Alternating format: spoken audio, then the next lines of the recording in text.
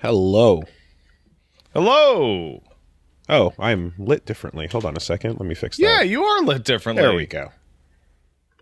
All right. You look less purple than usual. Yeah, I know. I got to fix that. Yeah, there we go. How you doing, man? What's up? Oh, big week. Big week. And it's also the last week of this podcast at this specific time slot. This is correct, yes. If you're catching it live, at the very least.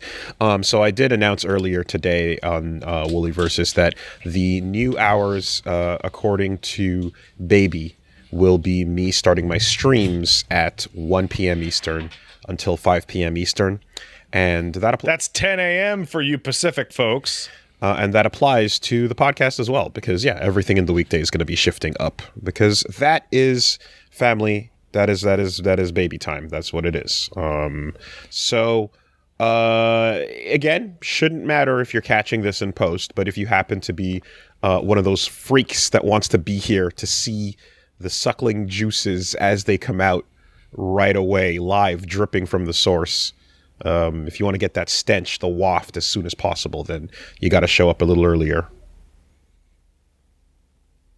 You're fucking weird. Yeah, well, you know, this is the fucking podcast that we do. This is the shit that. Oh no! This is the streams we do. I would describe what comes out of us as wafts.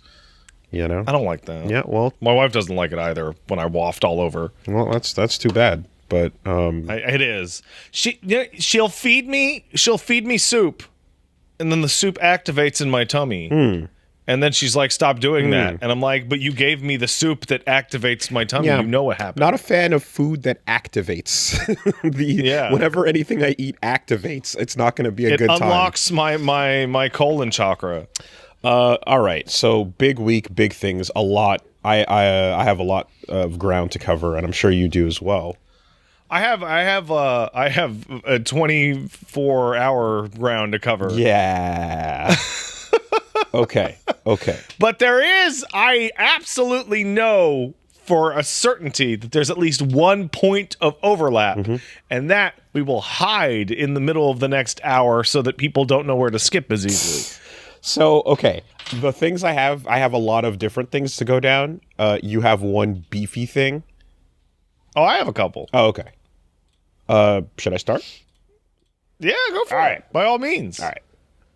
All right, so we'll start like this. Number of things occurred this week. There's a lot of Fantasia Festival stuff going on, a lot of releases, demos, etc. It's been a wild scheduling week. Don't worry, this light will stop flickering in a moment. It's just it's catching on to the Wi-Fi signal. But let's start like this. Young ladies don't play fighting games. I have heard that is not even true. That they, in fact, actually do play fighting games in that anime. Not only do they play fighting games in that anime, they play fighting games in general and tend to land top 8s in a lot of anime games in particular. It's kind of nuts. I feel like it's almost like young ladies shouldn't play fighting games, like an almost like a Pride and Prejudice level of class. They ought not to. Like Mr. Darcy would look at you with scorn if you tried to talk to him about throw loops. So that is actually why it's called that. That's actually the reason why it's called that, is because it's set in a high school for ladies that are looking to become, like, you know, fancy elite, you know, socialite, high class. So they oughtn't not to play these fighting games. In fact, this is a genre for the lower classes. And getting caught playing them might lead to expulsion, right? Oh no. Proper girls don't do that. And that's the running bit, you know. Proper young ladies don't FADC into Ultra One. I feel like this entire concept could just be applied to like smoking cigarettes. And instead of like lab time, it would just be a long-term, like, how do I smoke cigarettes in the school bathroom without being caught? Death Note style nonsense. For sure. Absolute degen shit going down with that you're not supposed to be up to. They got to hide that, right? So I've watched the first 3 episodes that came out, and I didn't read the manga, I didn't watch the live action adaptation. I was kind of waiting for this I wanted this version. This format. Yes. So right off the bat, I'll say missed opportunity with the original title of the show, of the series, because it was originally called Good Games. Thanks, Good Games. Young ladies don't play fighting games, right? GGs. Oh, I think Right. the shortened title is actually much better. So it works. It's the Japanese version is Tayari Deshita, and then the full thing. Young ladies don't play fighting games. It does work. I do like the little thing of GGs being like the I get top it, of but like Japan has like a deep love for like absolutely ridiculously long titles. And I love a good solid title that's an elegant sentence, or an elegant statement. Never seen it or read it or anything, but I do like things like a series of unfortunate events, Right, and things like that. There's a way to it, but it's either way, it's great. Fuck me, I goddamn love this show, dude. Oh yeah, I'm so in. It's so good. Activating every neuron you got. And I sat down knowing it was going to, because it's like, hey, look, the thing you already like, dude, it's about that. So you're obviously going to like it. And I'm like, yes, I know. Yeah.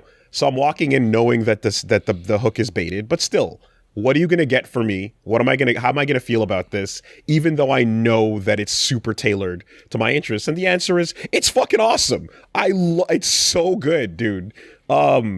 It's just like the exact everything is exactly what it appears to be on the surface, in terms of just like, you're gonna get these strong character archetypes, and you're gonna play them off of FGC slang and isms, and the contrast there is going to just sell these characters and how charming they are to you.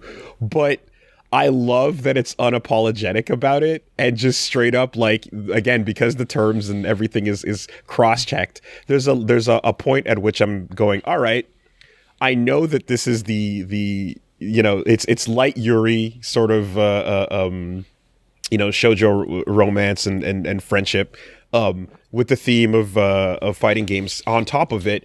But in most cases, you're looking at this going, it's going to be a digestible version. So It must be. It's mandatorily. So we're going to, we're going to just drop things down a little bit and make it it'll be the opening. It'll be the beginning of your introduction to this. And I'm sure that sometimes things that resemble like what's real to us, having played these games for a long time, will start to shine through. But overall, I'm expecting the appeal to be somewhat dumbed down.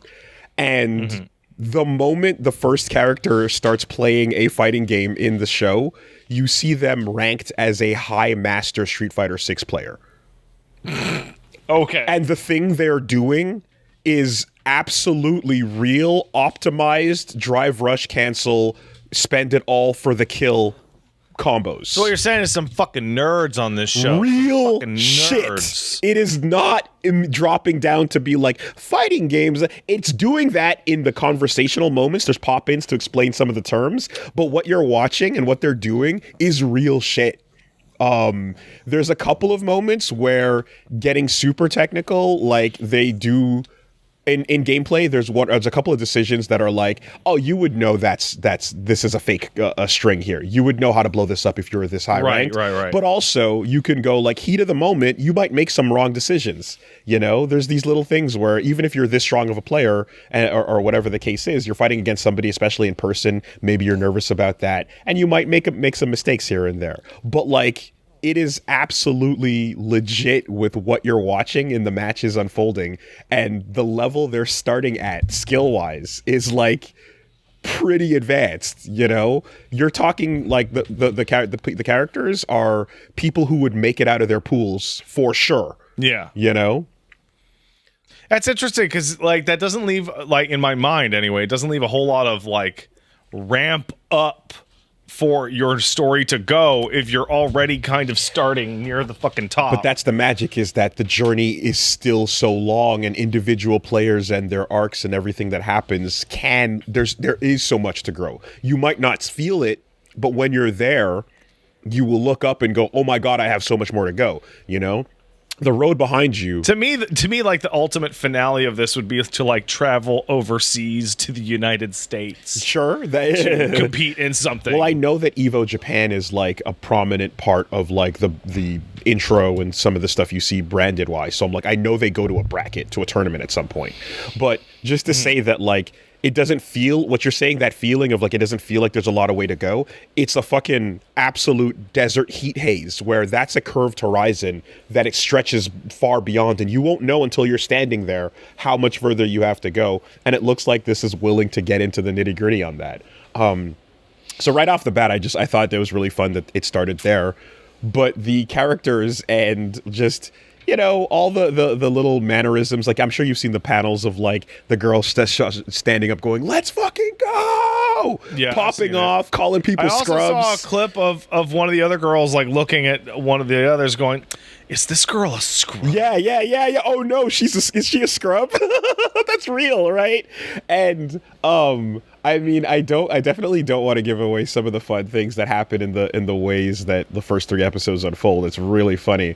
But like the ways in which young proper ladies who secretly are fucking beasts at Street Fighter kind of keep that in check, and the way that they detect others potentially being into it is hilarious. It's super funny, right? Like the very, very first one is somebody peeks in and sees someone else playing, right? And I'll give that one away, where like she peeks in and sees another girl playing Street Fighter 6, and the angle she's at, she's playing with her stick and like has a moment of going like, what the?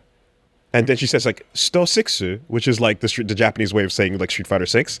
And then later on, there's a moment of like the character, the person who was playing is like, hold on a minute, I know you caught me playing, but when you looked into the room, you did not see the screen. You just saw me playing on an arcade stick, and I heard you say to yourself, SF6?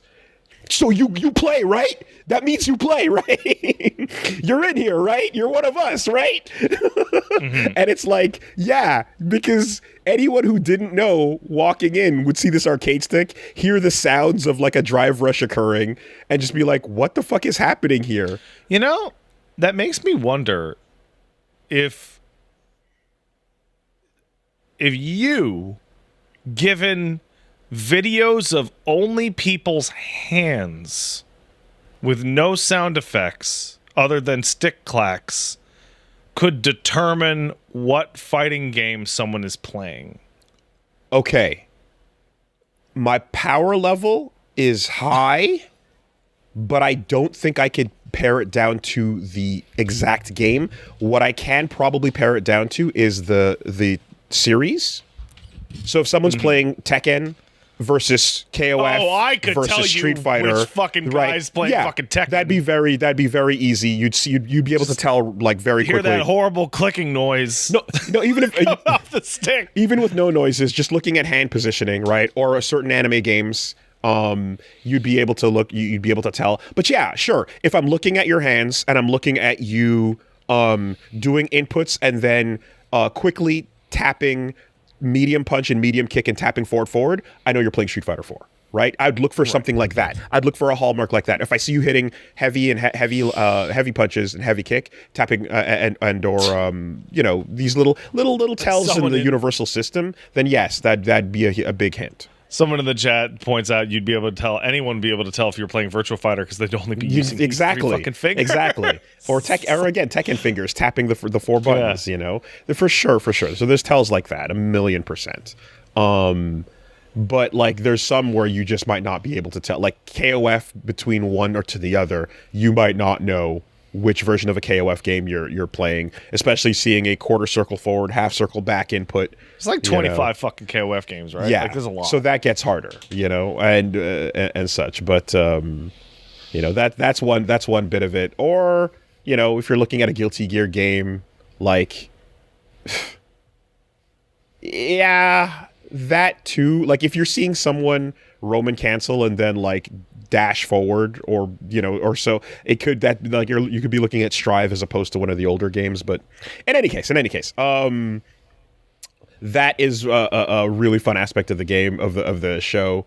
And the lingo is, yes, like certified, and like it makes it a million times better to hear them, again, using the words like scrubs. Like they're using cringe a bunch too. It feels like the script was written yesterday. But like it works for the subject material like really, really well. I'm sure they updated some of that. For sure, over time. And when it gets into the little moments of like, when you zoom in on a JoJo fight and it's like, oh, but did you know that when this person does this, the range of their stand will, so you get into those little like, or Hunter x Hunter explanation moments, right? So, oh my God. Hunter x Hunter has like entire episodes that are like, come to class. There's like a very specific episode before a tournament where the fucking show just sits you down and goes through like a PowerPoint presentation about how fucking Nen works, and it's completely ridiculous. Yeah, so like they have moments like that in this where,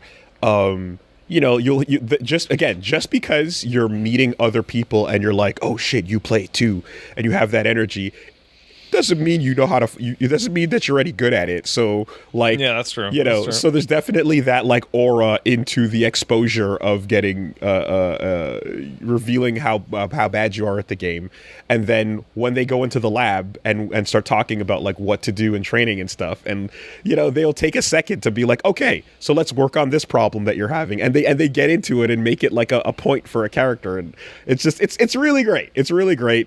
It shows you one facet of that.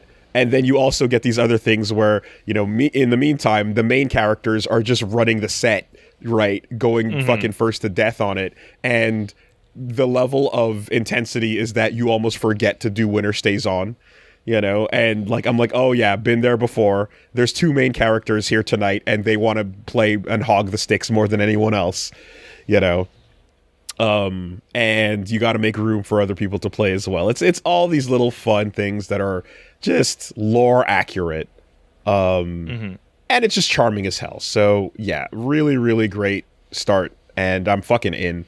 I'm in, and it's obvious, but it makes me feel happy to watch. It is a joy to watch and go, the thing. Whoa, hey, oh. Oh, I liked it. Leo. Yeah. Oh, right? That's it. I know exactly what it's doing to me, and I'm enjoying it as it's doing it. It's like if How It's Made came out with a fucking episode on how to build commuter trains. There'd be a significant portion of people that would just be like, those are the two things.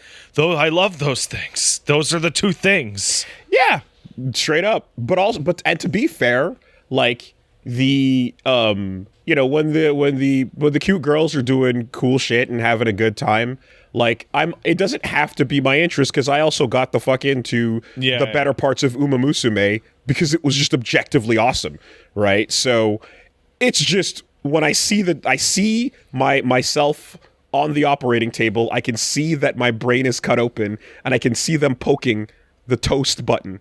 As I'm watching the show, and I was like, yeah, she's an 09er. And then, we don't know what happened in the Street Fighter V era, but it makes sense that she'd be playing that and then playing six now. Oh yeah, you only play online, you've never played it offline. Okay, yeah. And I'm feeling the brain pokes happening. It's nice to be like completely in on the subject chosen. So like, there's some horse racing addicts out there. And if they are also into anime and princess managers, the idea that like your decades of mentally ill horse racing knowledge is being surfaced to you in a format you already like that must have scratched so many itches. Exactly.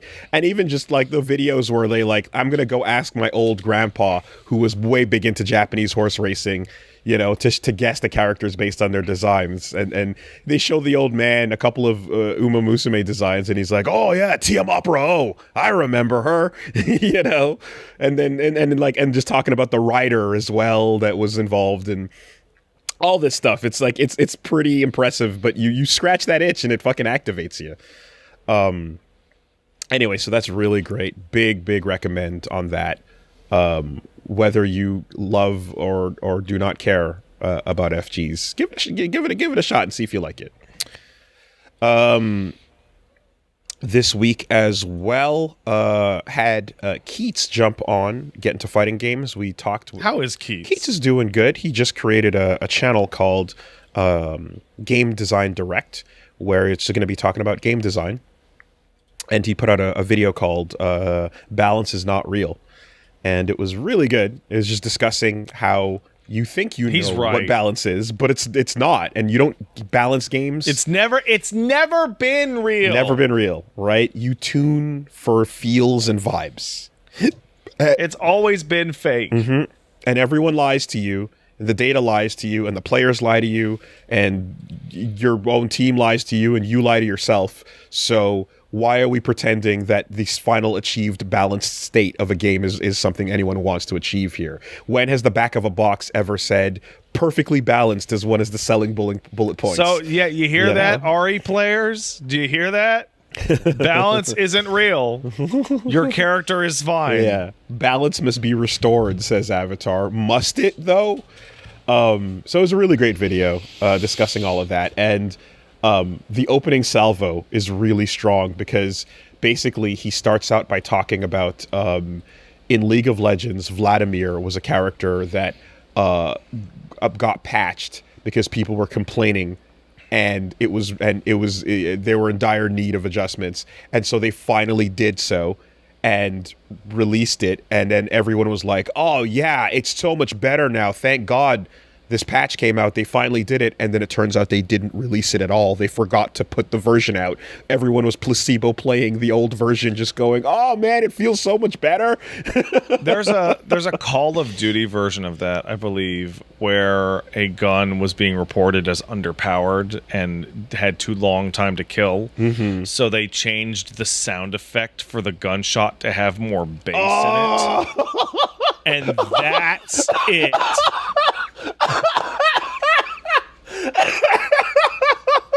Oh, you fools. Oh, you've been had. What a ruse. And it's like, yeah, it worked. Boom. Oh, that was Medal of Honor? My mistake if it was. Boom. But, yeah. just well, because balance leads to intention and perspective affect balance. Right? Yes. Knowing that Sean is the worst character. Sean's a bad example. He is the worst character in the game. But, like, oh, this character's trash. Like, as a full statement, hey, by the way, this character's trash, affects your ability to play with them right away before you even straight touch up the fucking yes. character. And the case in point was Yoshi in Melee, a game that has never been touched, right? It's in the same frozen state forever. And Yoshi was lower on the tier list, near the absolute bottom 4. One player getting good has pushed Yoshi up and up and up in the tier list, even though the game literally has not changed, you know? And another example that was given was the same thing happened in League again with Riven, who also got buffed, and then everyone was like, oh yeah, it feels way better, and then they forgot to push the patch live. So it's just crazy how people gaslight themselves, and we absolutely can groupthink ourselves into feeling an improvement that's not there, you know? On the other hand, I was watching Sajam talking about downplaying the other day. Oh, yeah. And I forget the guest's name. I could look it up, but I'm too lazy. But there was it Lord Knight? Like, it was Lord Knight. Yeah, okay, it's great. Because they're talking about downplaying and biking and stuff like that. But the point that really stood out to me was that the way Capcom balances things is that, and 2XKO and like a lot of people, certain characters are like visibly more important to the long-term life of the game than others. So the example that Sajam gave is that, like, well, Manon can get a nerf, and that's it. She'll just get a nerf. But if you nerf Akuma, he's gonna get like complementary buffs to even him out. Or if you nerf JP, they'll buff something else on JP because, well, yes, they're super fucking popular. Yes. So, Soul bad guy needs to be the coolest. Ari needs to sell those skins. It's just compensation buffs. That's 100%, right? Listen, some babies are getting lifted and getting and swimming, and others are waiting at the bottom of the ocean. You know, it's just the way it is. We know the life of these characters when you pick them. And something that came up a bunch of times as well, not to fully derail here, but like Blanca is this insanely weird, hilarious example in Street Fighter 6 in particular, because he's so strong, but he still is unused generally, is very unpopular on the use charts, because people are like, yeah, but I don't want to use this weird fucking green freak, and he's ugly and he's not fun and cool, you know? And like, even though the numbers say that like statistically he's a very strong character, popularity did not increase. So yeah, those two things are not always linked, you know? If there's an unpopular character, you can buff them right up until the point where they're touching the sun before people grab them just because they're strong. Yeah. You have to really, really push it. If I can't do 5 Fafnirs, then what's the point? But either way, after that great video came out, Keats came on and we just chatted, you know, about balance, and I asked him questions, and we just kind of did a little follow up on further things, just how his takes on, you know, especially since it was a big fighting game week, you know, a lot of things happened this week. So yeah, that chat is going to be coming out over on Wooly Versus. And tune in for just a fun hour of us yapping about game design, game balance, and, you know, like some of the stuff that went down on Killer Instinct, and some of the stuff that historically over the years has, like, just how bad patch notes have been in the past versus like I remember Smash Bros having the worst ones. I mean, the fact that they gave you any notes at all feels like from a Nintendo. Yeah, but the notes crazy. Would be adjustments have been made. Oh yeah. No, same thing. Capcom talking about the Street Fighter 4 era. Various adjustments have been made. Yeah, it's just crazy. And the idea behind that being like, we don't want to tell you too much. Go discover it yourself. Like, all you're doing is frustrating everybody involved. You know, pretending that the internet doesn't exist here. So, yeah, it's a good chat. Go check that out. Okay, so next, beyond the chat with Keats, the Fantasia Film Festival has been going on this week, and for about 2 weeks now, lots of stuff has been popping off. Haven't had the chance to go to the usual bunch I like to go to. I often go to, I grab 10 tickets sometimes and go, but life is different now, so that's not possible. Life is a little bit different. So instead, I picked out a few select faves, or things that looked interesting, and got those instead. So you're getting into the. I mean, you're doing a daycare thing, but you're also like leapfrogging into the era where you're like, a babysitter is like acceptable to your heart and like your idea of safety, right? Because it's not your tiny little potato. Like, you can go out and have like a date night and not like just be fucking sweating the whole time. Yes, and we got someone who's really cool, and, you know, she likes to hang out with and is comfy. You know, that's the most important part. She's comfy with them. Well, no, them being responsible is the most important part. I mean, that's a given. Yes, that's a given. 1 through 99 are like, don't fuck up. And then 100 is, okay, does she like you though? You know? So yeah, so that's nice. That's possible. And so in terms of the Fantasia movies, just wanted to, I got tickets to maybe like 3 or 4. So just to point out some of them. There was a movie that is just releasing this year. These are all movies that are like debuting at the festival this summer that are pretty much going to be coming out this year as well. So you'll be seeing announcements and trailers for these very soon. Cherry and Virgin is a really cool rom-com anime. And it is by Masano Kawajiri, who was in one of the staffers on the Berserk Golden Age films. And this is a really interesting setting where basically the protagonist, the two protagonists, your love interests, are an ero mangaka, right? Hentai artist who's on the apps trying to swipe and find a date. Got it. and a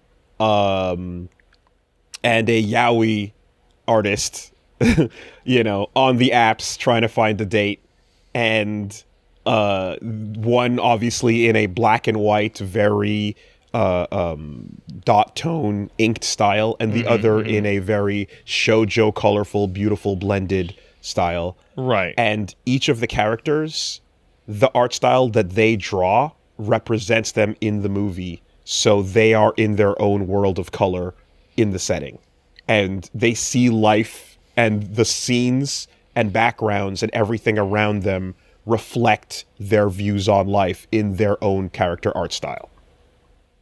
It's amazing. Really, really interesting, cool stuff of the two styles blending together.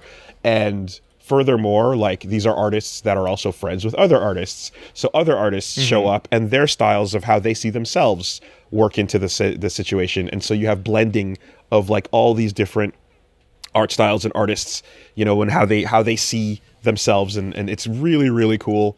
The obviously, like, just the actual dating and everything going on plot wise and stuff it's very funny. It's really great. It's full of lots of, talking about references, like, they talking about who inspired them, talking about things where at one point, the hentai artist is trying to describe like what it was like trying to find a style, and he's like, yeah, like drawing noses is hard, so I went without that. And you kind of see these moments of like he's drawing a character, or like you see a character that's like going through a bunch of different art styles and the subtleties of what that's like. It's just a real visual treat. This sounds like a nightmare to fucking draw. It's a high flex. This sounds like a production fucking disaster. High flex art style, and just gorgeous and brilliant in how it does it, but also not overbearing. Like, once you get the whole gimmick I'm describing, it then just falls into place, and then it becomes natural to watch the color world and the black and white world just kind of,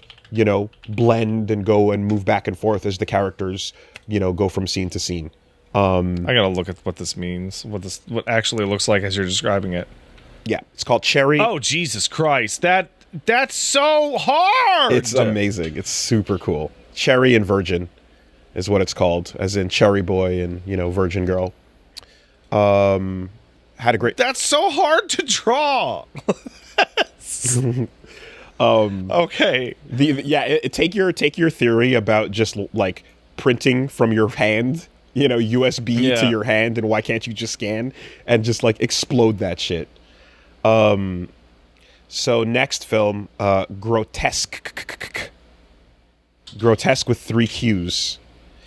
I saw. So this was weird because it seemed like an interesting anime movie. There was no trailer available at the time, just concept art. But the concept art looked interesting enough that I was like, I'll grab a ticket. Fuck it, world premiere. I don't know. And then a trailer came out like when it was already sold out after the fact. Like they didn't even have one ready at the time. But it's a weird one. So Grotesque with 3 Qs by Atsushi Nishigori, who was staff on Gurren Lagann, Eva 2.0, and Your Name. Quite the pedigree. And this is... Yeah, it was an awesome world premiere where basically, never mind the name, it's just 3 unrelated stories in an anthology. And as the director came up and said, he's like, it's just vibes, turn your brain off, sit back and enjoy, wherever it goes. Okay. I'm like, cool, got it. We just want to make a bunch of cool shit. Literally. And they made 3 cool things, and that's it. That's all. They said, yeah, doesn't, just fucking whatever. So it's like you're watching, like... I like the honesty of the pitch. Yeah. It's like you're watching 3 episodes of like just a random fucking anthology show, So the first one is really gorgeous. It's this cute setting where you're in Tokyo and you're following Ellie-kun, who's an alien. And aliens are immigrating to Earth and starting to live on it, and it's become normal. And they're just kind of these little, it's like Men in Black style, little cute, non-hostile aliens just chilling. And people are like, I don't trust them, And then this one alien girl is trying to be an ambassador to be friends with Earth and to, kind of show that they're not that threatening and everything's fine. It's drawn in a style that's very similar to Promare, so no black outlines. Everything is colored and pasteled, and you notice it. When you don't see black outlines on things just feel it's a different, lighter feel to things, and it's gorgeous. Overall, this whole grotesque thing, I'll say, it feels like it's a series of wallpapers that they then animated from one into the next. You know, they kind of laid out some concept art and made a beautiful wallpaper moment, and then said, how do we make this move and go and have a start and an ending? So yeah, that's kind of the premise there, and overall, just a fun, you know, cute tale.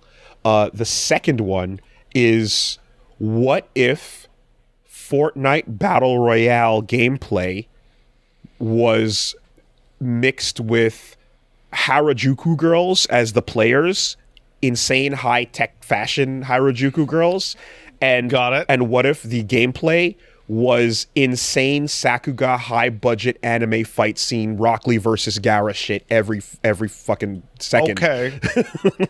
That it goes.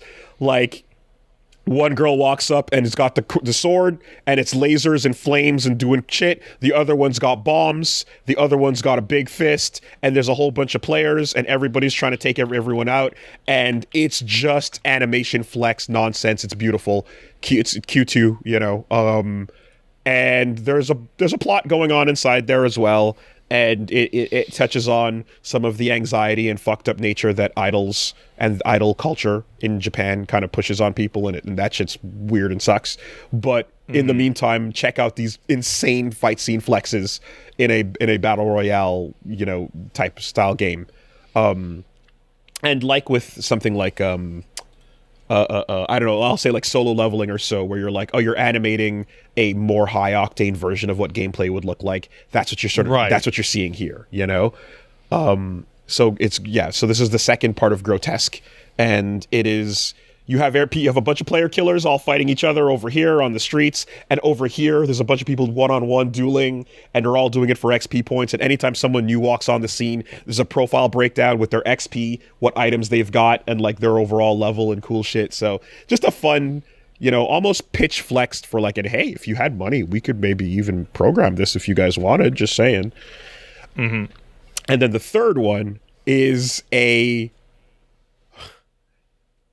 setting is planet Earth, humanity has left, and all that's left behind are 4 girls who are in a polycule, and they're also lesbian vampires. Okay, well, I mean, you just said 4 girls in a polycule. I feel like you didn't even need to add the second part to that. Yeah, vampires. I know. Yeah, yeah. I mean that seems it's like redundant. The inevitable result of that scenario. Yeah. So it's them in a van driving around the world, driving around what's left, and just sightseeing and enjoying them being the last people on planet Earth. And it's a vampire lesbian polycule.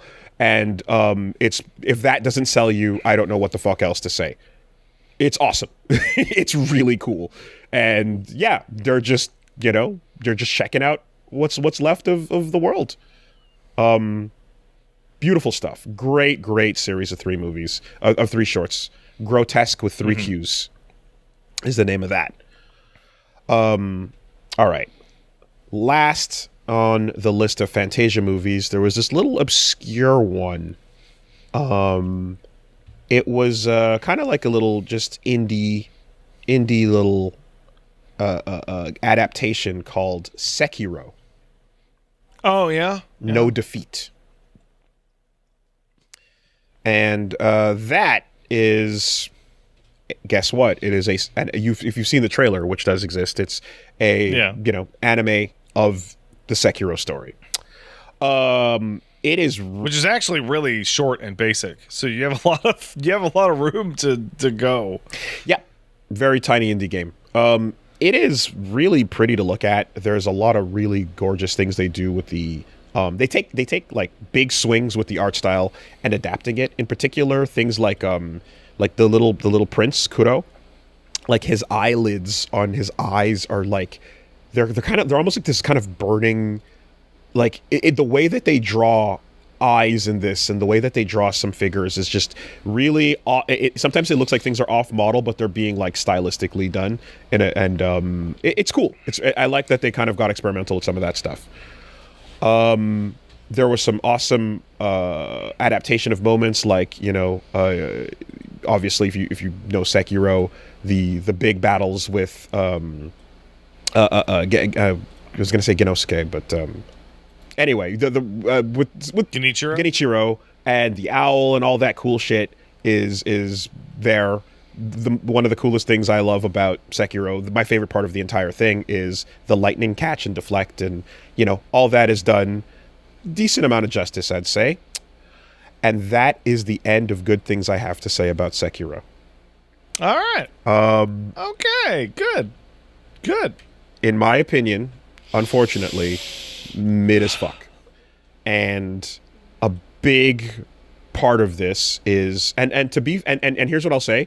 I'm also the person who I was the person who didn't love everything about the game either. I loved parts of it, but overall my experience, especially when it came to the story, was I found it kind of lacking. There's something to the idea, even though it's not a Souls game, there is something to the idea of like, when we do play Souls games, so much of that is like you're being an archaeologist and you're kind of like digging up something that already happened. So it's kind of the coolest parts happened in the past and they're in your head, and here you're watching it unfold in real time, and sometimes it's just not that compelling. So what you end up with here in Sekiro's case is moment to moment. It feels more like you're watching a highlight reel of a Let's Play than it does you're following a movie. And there are times where the pacing just stops telling you, it stops being a movie because gameplay has begun. And a little montage of like, oh, that's the part where he goes up the castle. All right, now he's fighting up the mountainside where the monks are, and it doesn't quite hit in the normal way. It's really weird with that.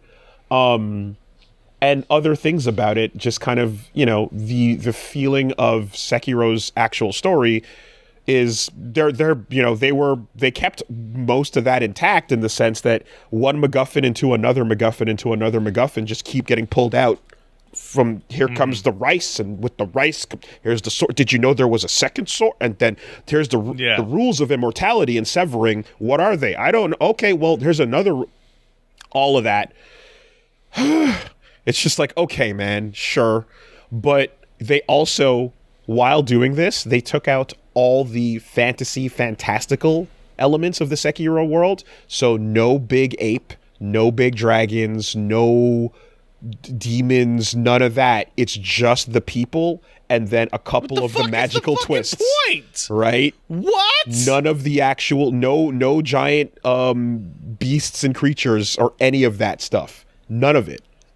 There's just there's immortality, and then there's fantasy in the powers they have, but all the rest of that shit completely gone. Okay, when you saw Sekiro, is this like a one-off like film? Yes. Or is this?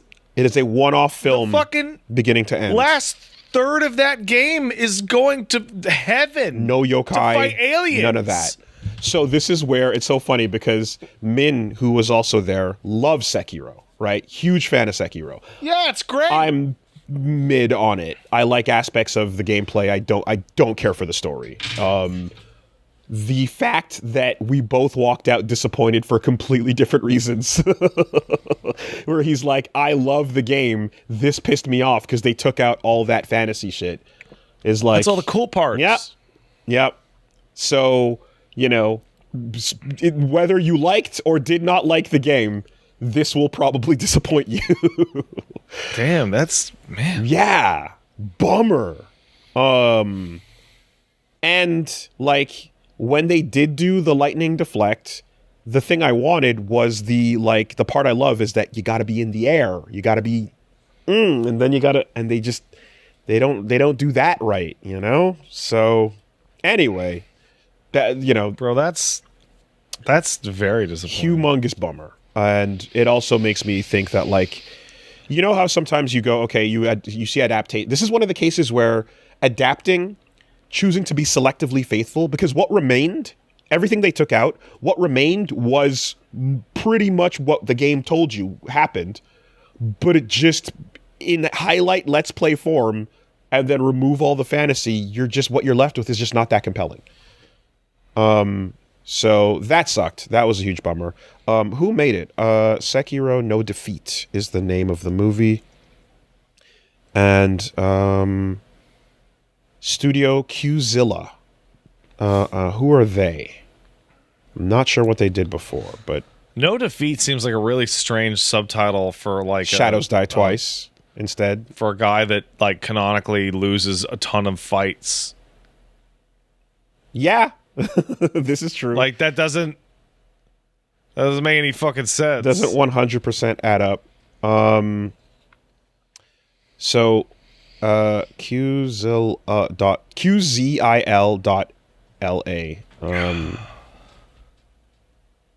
It sends you straight to their website. Well, I don't know, but anyway, that's the issue. A couple of light novels and isekai things, yeah. All right. Moving on from that. Okay, a couple things I've never heard of. Enter the Garden. Megami Isekai Tensei. Yeah, all right. Moving on. The other things this week, I went to a AEW pay-per-view called AEW Redemption. Oh, cool. And that was a lot of fun. That was a good time. Hell yeah. So it's a pay-per-view event, and as it's like set in Quebec, the logo, the M is like a fleur-de-lis, and it's a very like made for they know where they're putting the show on kind of thing. So that happened last night. And yeah, went out there with Billy Boo, Conti, Foxcade, Reggie, and we caught the I have not been up to date with the AEW storylines, so it was nice to kind of get. Was someone with you to tell you, like, did one of those guys, they weigh in AEW, so they'd be like, boo, this guy will, he's bad. Foxcade and Canty are big in, and they were giving the updates on what was going on. So I caught on to what was happening. So when you see, if I say the words Cope and Cage, does that mean anything to you? No, sir. Okay, what if I said Edge and Christian? I know who that Yeah. Yeah. So fucking Edge. Wait, what? Edge is wrestling again? Edge and Christian are out there, man. They're doing it. Didn't Edge's doctor tell him he would die in the ring? I believe he got the Hajime no Ippo speech, and here they are still wrestling. Yeah. They did their shows. They did their post wrestling like skits and whatnot on the network. Left the network, joined AEW, and now they're Cope and Cage.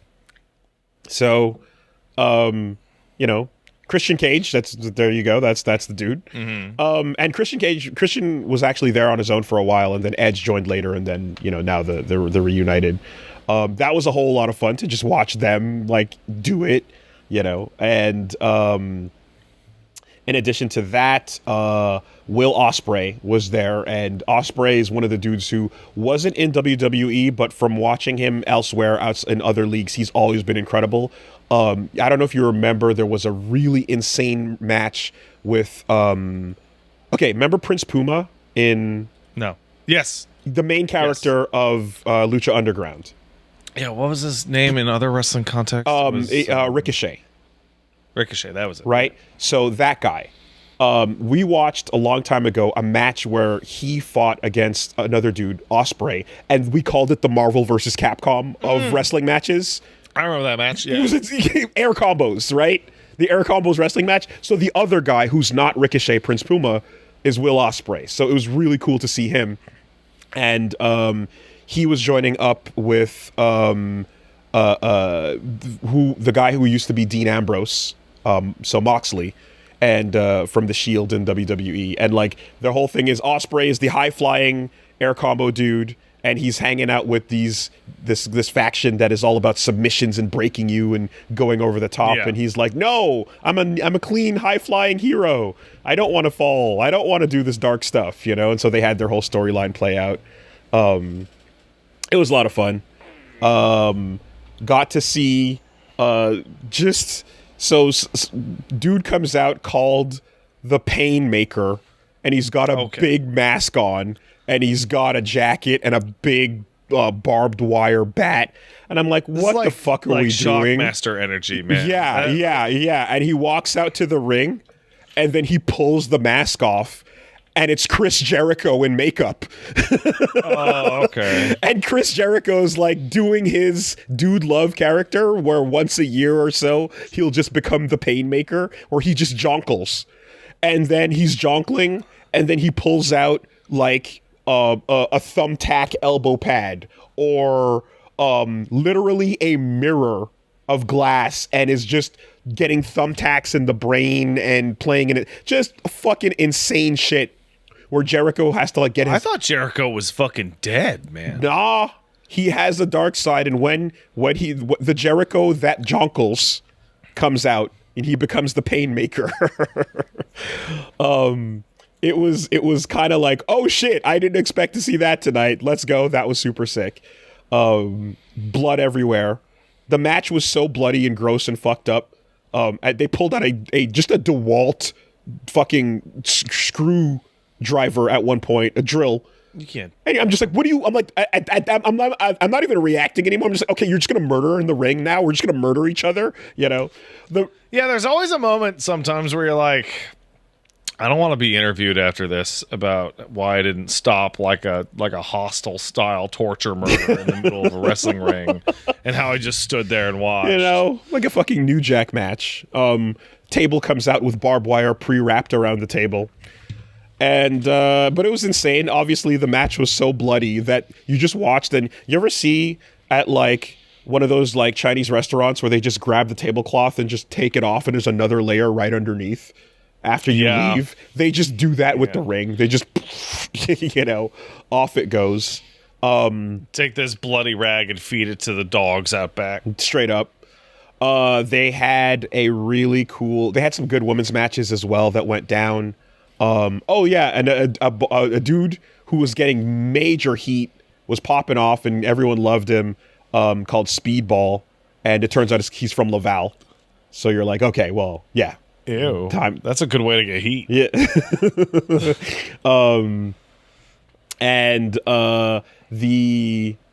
The women's match, yeah, really, really sick. There's this one spider lady called Tekla, and it's one of those bits where I'm just like, oh, the intro is powerful, so now I'm in. Where she just had her theme song is just like death metal screaming her name, Tekla! Tekla! That's it. And I'm like, this fucking goes. I'm in. Whatever's happening, let's do it. It was great. It was great. I really liked that. And just high quality matches. And then the night ended on Kenny Omega, who fucking came out, and I was so happy that Battle Cry played. So popped off for Little V there, screaming those lyrics and everything. Such a good song. And, you know, as he's going through it, you're like, okay, do it all. We got to see it. Do the shot. Yep, he does the shot. Do the V trigger. Does the V trigger. One Winged Angel. Ugh. And I'm, you know, like I'm practically seeing the fucking the Alex graphic in my brain. You're like, that's only his level 2, man. But it was great. The other thing too, as well, I'll say is just like Kenny Omega and that quality of wrestling match is so much higher than everything else happening in the night, and you can just see the expertise and experience in how the fight IQ is the way I'll put it. Because like everyone, wrestling has these, you know, set spots and things you do. You Irish whip, you pick up, etc. But the way he does shit is he'll do those things. He'll do them cleaner. He'll do them more dynamically, or he'll like break out of what you're expecting. You know, when your brain is supposed to say, "All right, when I grab you by the hair, what happens next? I pick you up and you follow along as I set up the next move." And so like he goes to get grabbed by the hair, and then he'll like dodge that, and then quickly flip up and do a counter where it's like, oh, wait, you're not supposed to counter there. The hair grab is invincible. You know what I mean? You're not allowed to do that. But he'll like dynamically break it and do a cool spot where when your brain is kind of waiting to just autocomplete the animation. He's fucking great to watch. And so that was really cool. Yeah, Kenny Omega rules, man. So much fun. And because you know that they care about storytelling, after the event ended, there was another like 20 minutes or so in the ring of just plot and skit and like his character establishing happening off mic, you know, just silently with people coming in and out and stuff. So the lore is being built, and they're heavily committed to it. So yeah, shout out to AEW Redemption. Great time, good stuff, and you know, fun to hear the chants and the Quebec versions of things. There's moments where the crowd is chanting "Pas gentil, pas gentil, pas gentil," and people in the ring are like, "What the fuck are they? What are they saying?" Yeah, really? Yeah, it's like one of the running gags. Not nice, not very nice, not very nice. You know, that's so weird. It's so weird. I don't know how it started or why, but people got super confused in the ring by it. And I'm almost like, if you want to, I'm confused by it. Yeah, they were yelling "not nice," you know. And then at one point, a dude reached in, pulled out a hockey stick during the Jericho match, and everyone's like, "Yeah!" Then he pulls out a trash bin, and they're like, "Yeah!"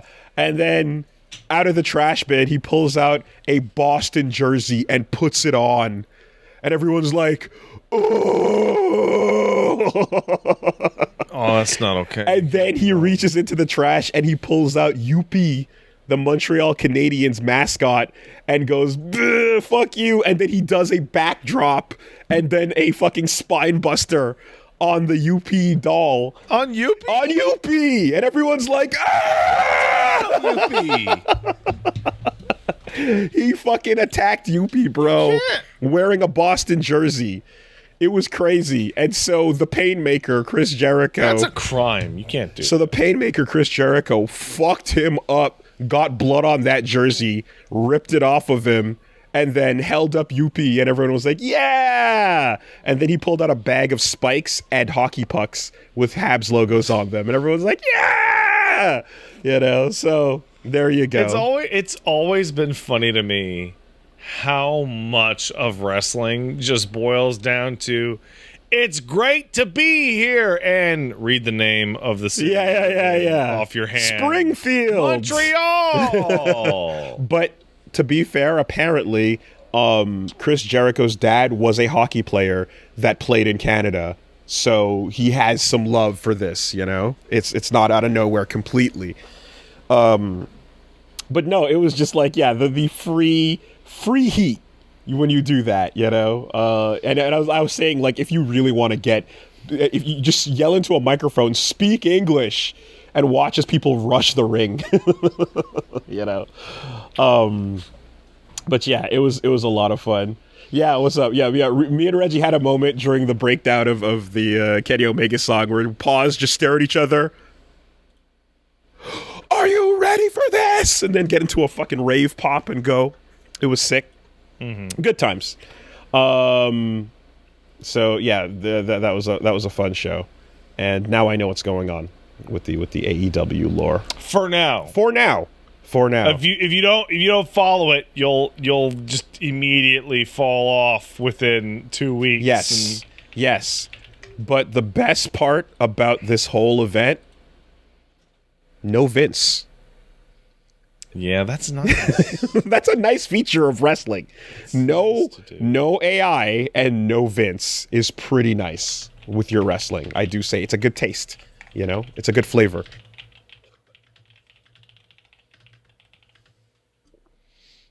All right. You think when Vince goes, we'll get to see the demon inhabiting him, like, fly down into hell? It might just be like Zod, you know. It might just come from within, and yeah, potentially. But I also believe I would not be surprised if Vince had a Behelit that he was keeping secretly until the moment of his final breath.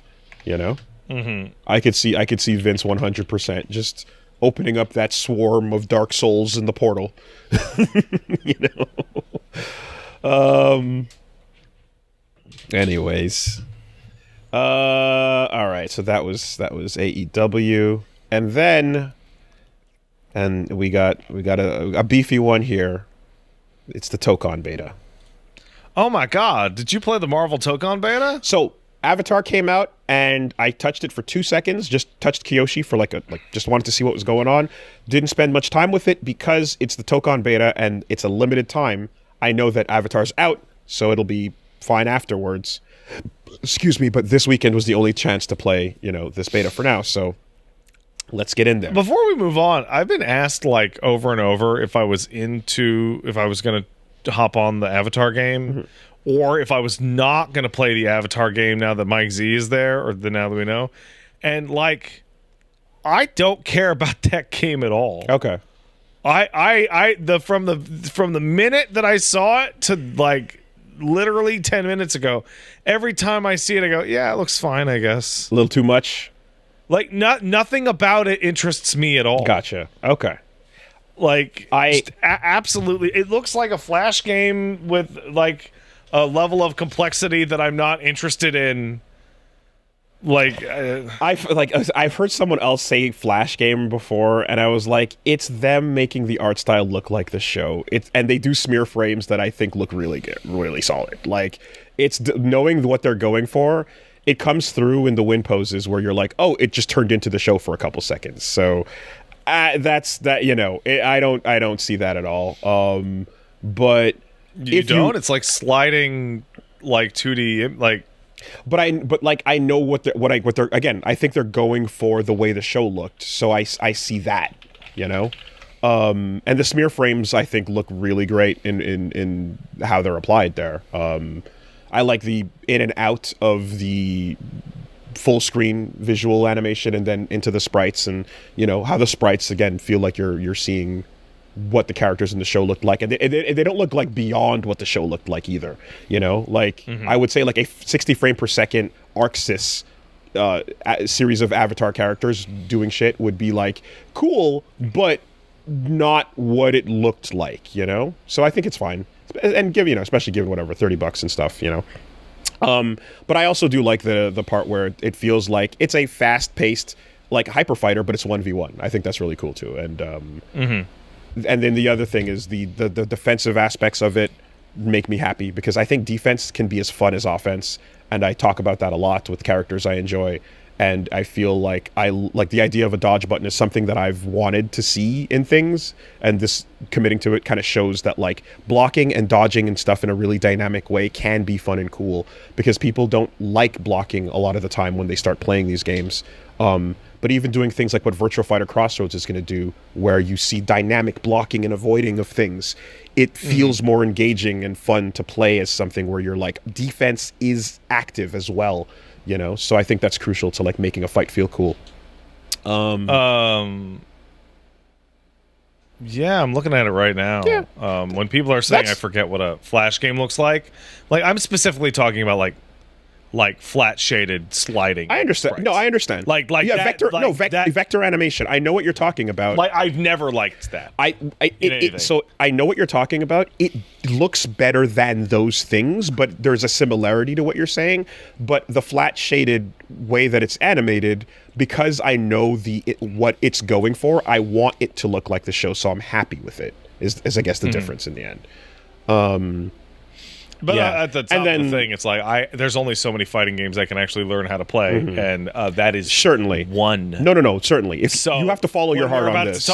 When we talk about Tokon, part of the Tokon conversation is me going, "Do I stop playing 2XKO entirely?" Right. Very impressed by Tokon, and I will say that like when it comes to like the your heart feel like I feel like the heart desires. I like pressing buttons and I like the speed and the stuff that's happening in Avatar as well. It scratches a lot of itches I enjoy, so I can feel that there. Versus another game that might not have that, right? If you don't feel the call, then it's very easy to be like, yeah, sure, that's fine, and yeah, I mean, well, whatever. As far as Mike Z is concerned, like I'm like he made the Abare engine, whatever. Like sure, that's there. Not much to go on there. But as far as this goes, I spent most of the weekend doing what I could with the time I had, because we were out and doing all these things. But I spent a bit of time with Tokon and then tried to really get a feel for what was going on, especially because they did a what did they do? They did a pass on everything from the complaints people were having initially, including what we were talking about, to make it feel a lot more, engaging and make the combos looser. Better. That first one had sauceless. Precisely. So I will say that after spending the weekend with it, I have broken my thoughts down very detailed into 3 categories, right? You've spent some time with it as well? I have, yes. Okay. I spent a fairly large amount of time with it. Okay. So I have the things I loved. I have the things that seem weird, but will probably get better with time. And I have the things I hated. All right. I have one big thought. Yes. Primarily. Which is, welcome back, Dragon Ball Fighters, now with Marvel characters and better netcode. That's my primary thought. There is a lot. This game feels like fucking DBFZ a lot. There's a bunch of overlap in the way that characters are like kind of incomplete until you put them all together with what they do. There's a bit of a sameness to that. A couple other Dragon Ball isms as well are there, but not as many as I would expect. Well, it's still a fundamentally different game, but it's definitely closer to that than it is to Street Fighter. So definitely to Marvel. It's its own weird thing, though. I know what you're talking about, and there's even things that are similar to BB Tag, like the fact that like dashing with 2 buttons in 5AB, independent of which direction you input, is like one of those, right? There's BB Tagisms in there as well, but it's its own thing. It's definitely its own beast, and Arxis wants it to be its own thing, right? Okay, so here's what I fucking loved, right? I loved, right before I even got my hands on it, I saw Phoenix Cyclops as the first character in the DLC. It's like, oh, cool, weird pick. That is a goated choice. That is brilliant, because that means anything is possible. It's all on the table. You could do whatever you want, right? I just found out like 25 minutes ago that the champion is not like the game's OC. No. For crossover reasons, that's actually an existing Marvel character. Yeah, I showed you him. We talked about this. I sent you his picture. He has a big receding hairline. You saw. Well, then I forgot because, man, that guy looks like an OC. I'm sure if I scroll up in this chat, there's an ugly dude with a big receding hairline and a ponytail. I'm going to look. It's in there. But yeah, they pulled deep, and they're willing to do so because they got fucking Phoenix Cyclops on the plate to set the tone for what else is going to come. If you just, let's see, I'm just going to grab Marvel Champion, and you'll see how fucking ugly this dude used to look, dude. Oh, I looked him up myself. Okay, yeah. And, yeah, it looks like goddamn shit. And the promoter, yeah, so they made him, they improved him, and they have him, whatever. There's some weird leaks that you can go that I saw just a second ago. I just saw that. Mm-hmm. But anyway, Cyclops Phoenix is a really sick choice because anything is possible after this. You don't necessarily have to get any expected staples. Like, yeah, they teased the Fantastic Four, and those are the reasons why it's a 4v4 format in the story. They showed you a little bit of Squirrel Girl, and I'm sure that they could just copy Rivals with their homework because Rivals has been doing great on delivering. Yeah. But the fact that it's like you might get not Reed Richards, but the Maker, that's cool. Why not? Make it more interesting. So you got that. I'd way rather have the Maker than Reed Richards. Sure. I could see an interesting onslaught over Xavier, you know what I mean, as a thing. Like, there's a couple ways to do stuff there. I could imagine. But anyways, any version of any weird character in any alternate reality, no matter how obtuse, could be possible. Beta Ray Bill instead of Thor would be fun because he's missing right now. Oh, I really would much rather have Beta Ray Bill than Thor. Hell yeah. Just because. Hell yeah. And it's a weird horse guy. And make it's a weird horse guy. And make a ton of gags about how Thor's busy. He couldn't make it, Anyway, the game has so many voice callouts that are custom and and context specific.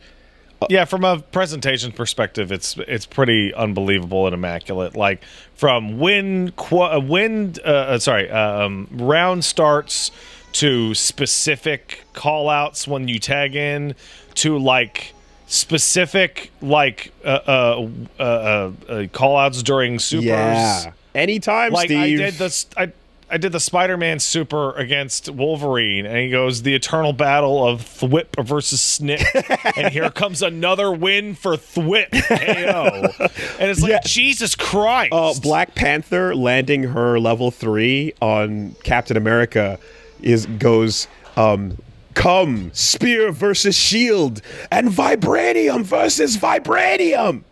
You know, it's really cool. I love that. It's awesome how many there are. I hope you survive this so you can vote for Osborn. Pretty good. Yeah. Lots of just flavor there, and there's so much downtime. It's just too much downtime with the walkouts and then the loading intro. I don't know why you need the big walkout to start. For the two team names that are not that they're just kind of randomly generated and not that great.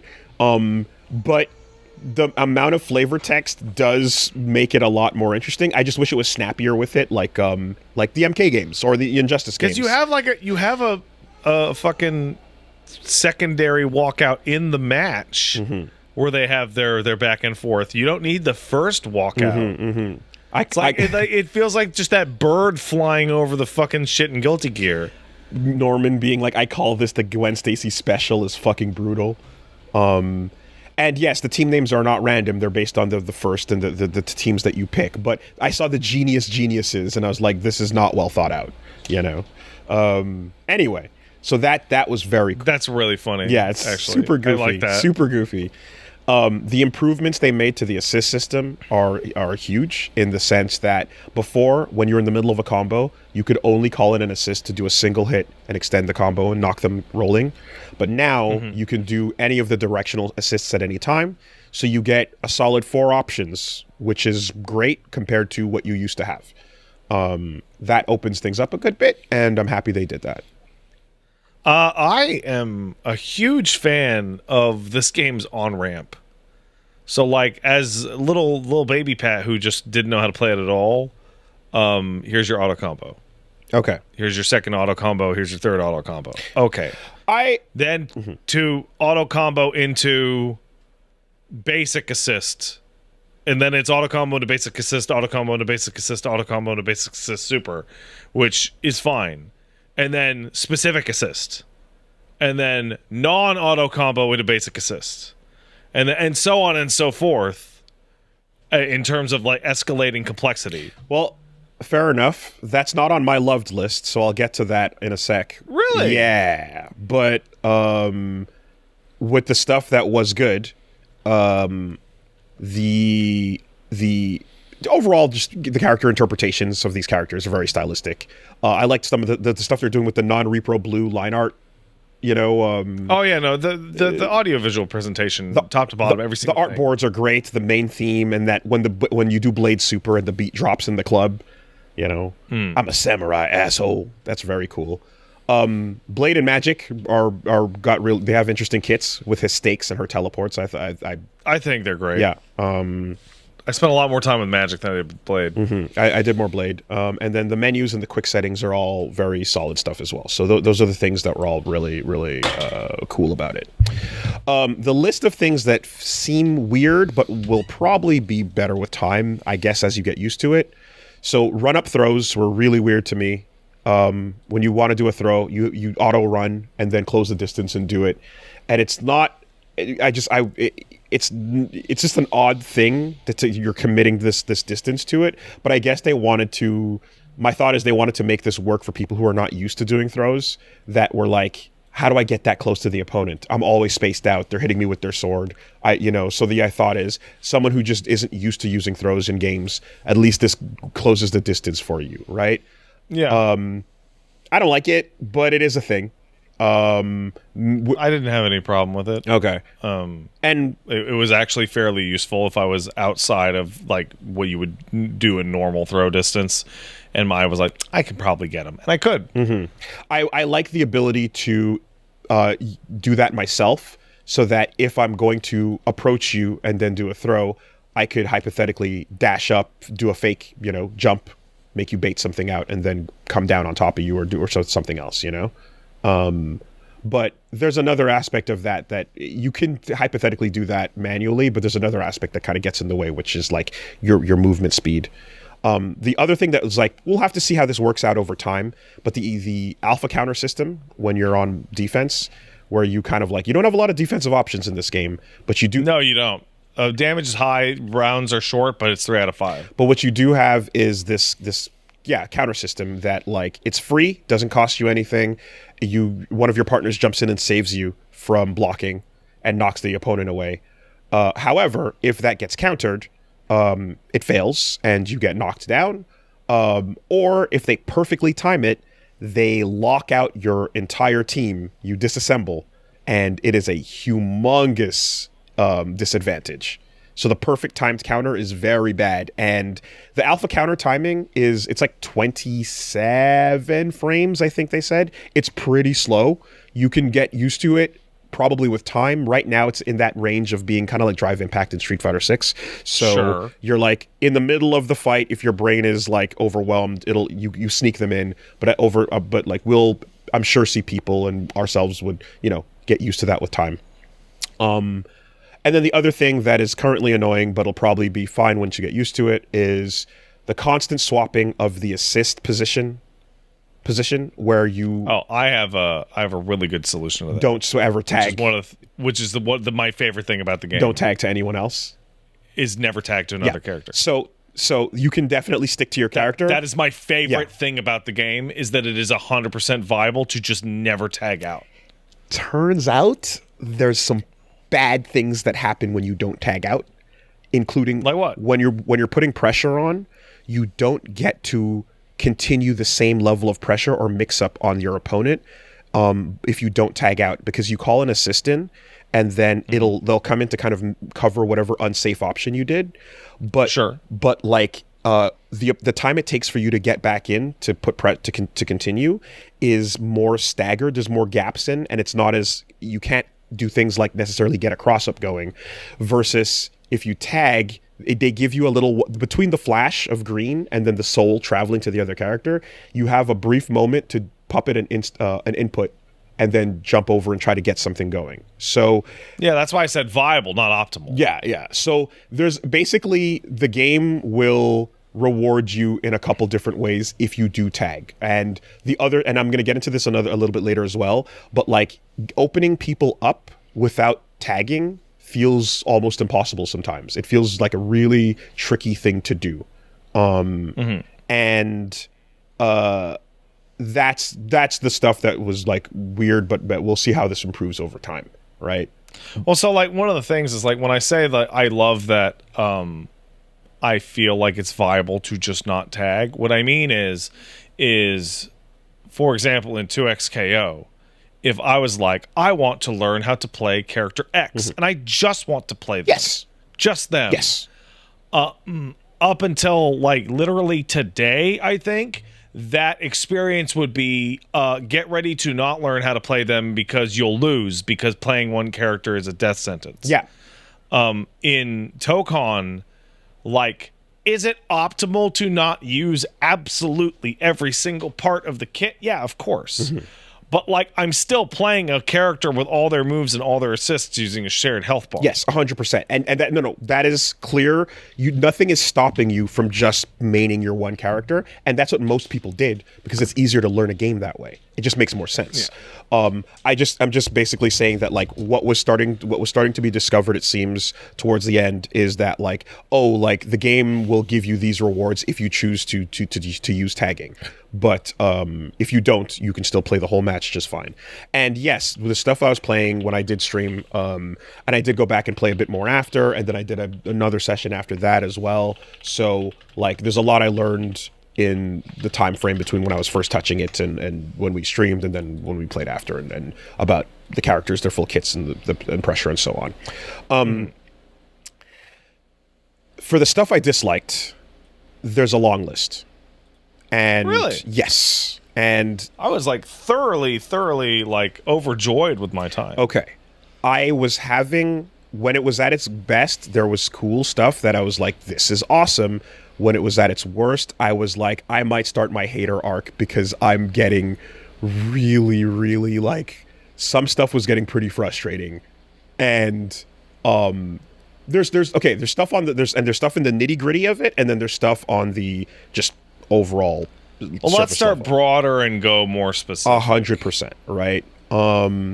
So PSN being down is like one of those things where it's like, okay, the whole thing just apparently like the whatever the timing was of that, whether it was server load or anything like that kind of sucked for some people for sure. For timing. I gotta say, was there something really strange about people going like, "Oh, I can't wait for the all digital future," and I'm like, PSN being down would also, even if you had a retail copy of Tokon, wouldn't stop you. Well, it wouldn't allow you to play online on PSN for like what? Fucking what a strange mentality.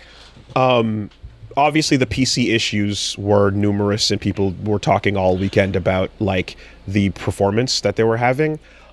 This is the first time I've ever done this and had not even one issue at all. Okay.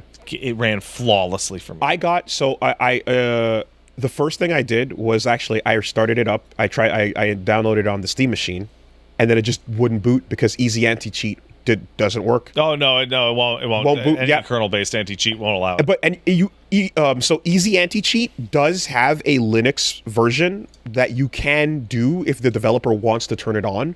But in this case, they said no, so the game just doesn't fucking boot on the Steam machine at all. Right? So that's one. That sucks. The PC version people were like, when I installed it, I didn't. It was just a quick test, or so, and then it ended up being more or less fine. I saw some like frame kind of skipping initially, but like I did see people kind of going like, yeah, drop it down to a lower requirement, drop the settings down and bake your shaders and all that stuff. So I kind of just like, after we were done trying out that PC version, I went back to playing it on PS5. So, sure. So I'm like, whatever, I'll just play it there and not have to deal with any of this. Side note, if you're uninstalling it on your PC, note that there's 2 gigs or so of like app data and program data that stay installed in your Sony folder. So you want to make sure you go and clear those out too, just in case you didn't, because it leaves behind some fucking trash or whatever. Okay. What felt really annoying to me overall is that the fact that between last time and now, while they made a lot of improvements, it still feels sticky. It feels like muddy at times, where movement feels like stilted. There are times where things just kind of slow down when I want them to go a bit faster, or things where the game will start and stop a lot. Dashes, runs have a little bit of a, like, almost like Makoto's movement speed, and then there's these like accelerations, and then it stops again. Hit stop is long. Wall breaks are longer. There's a lot of pauses that just feel like, I kind of just was getting that feeling. And I really wish it was more fluid about that stuff. When it comes to, wall breaks and such is a whole other specific thing.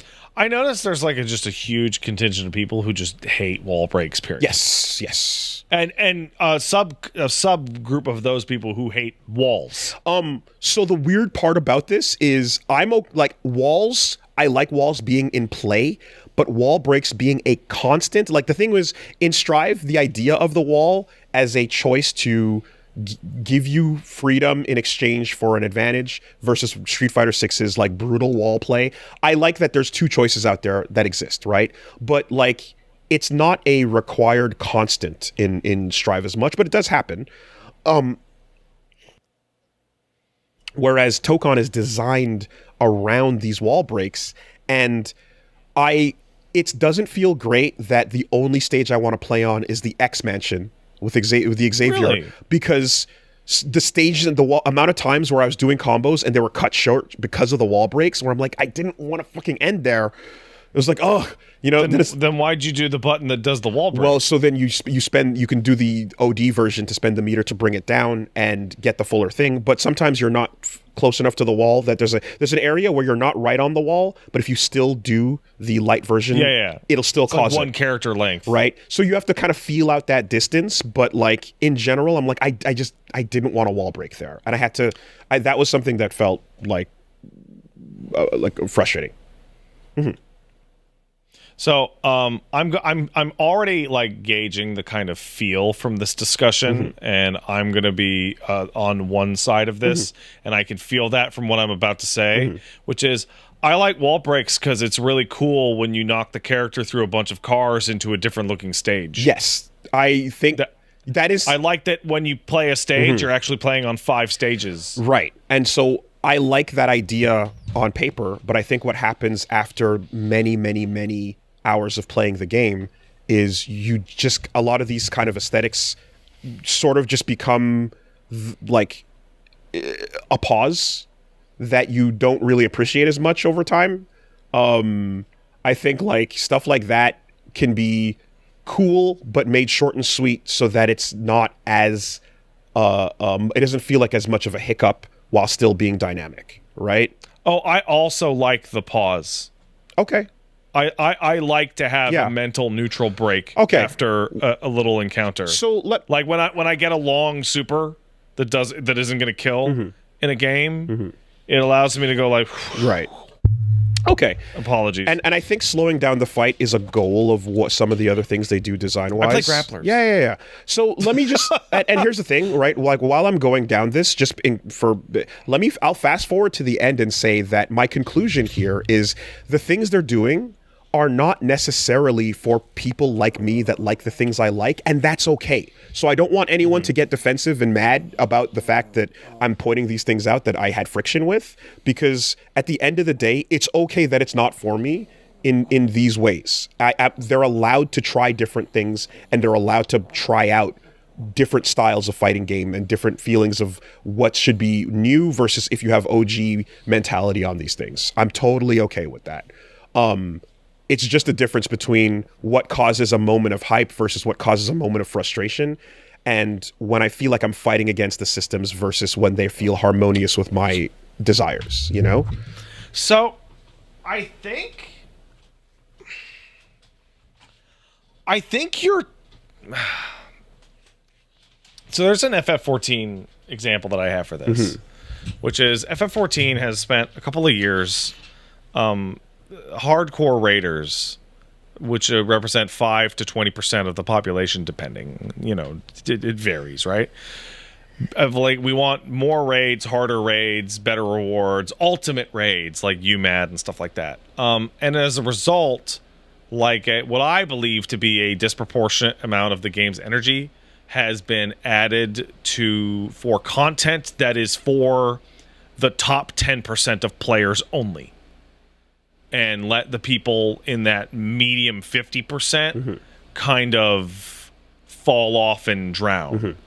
And when you're describing like these little hiccups in the tone and the hiccups in the match and the neutral and these the movement being such a way, I feel like they're just straight up not making it for you. Correct. They're making it for a person who goes, oh yeah, Iron Man kicked him through the car. Yes. Yeah. And it's basically like an Injustice or even an Evil Zone that was made by like competent developers for like a normal person.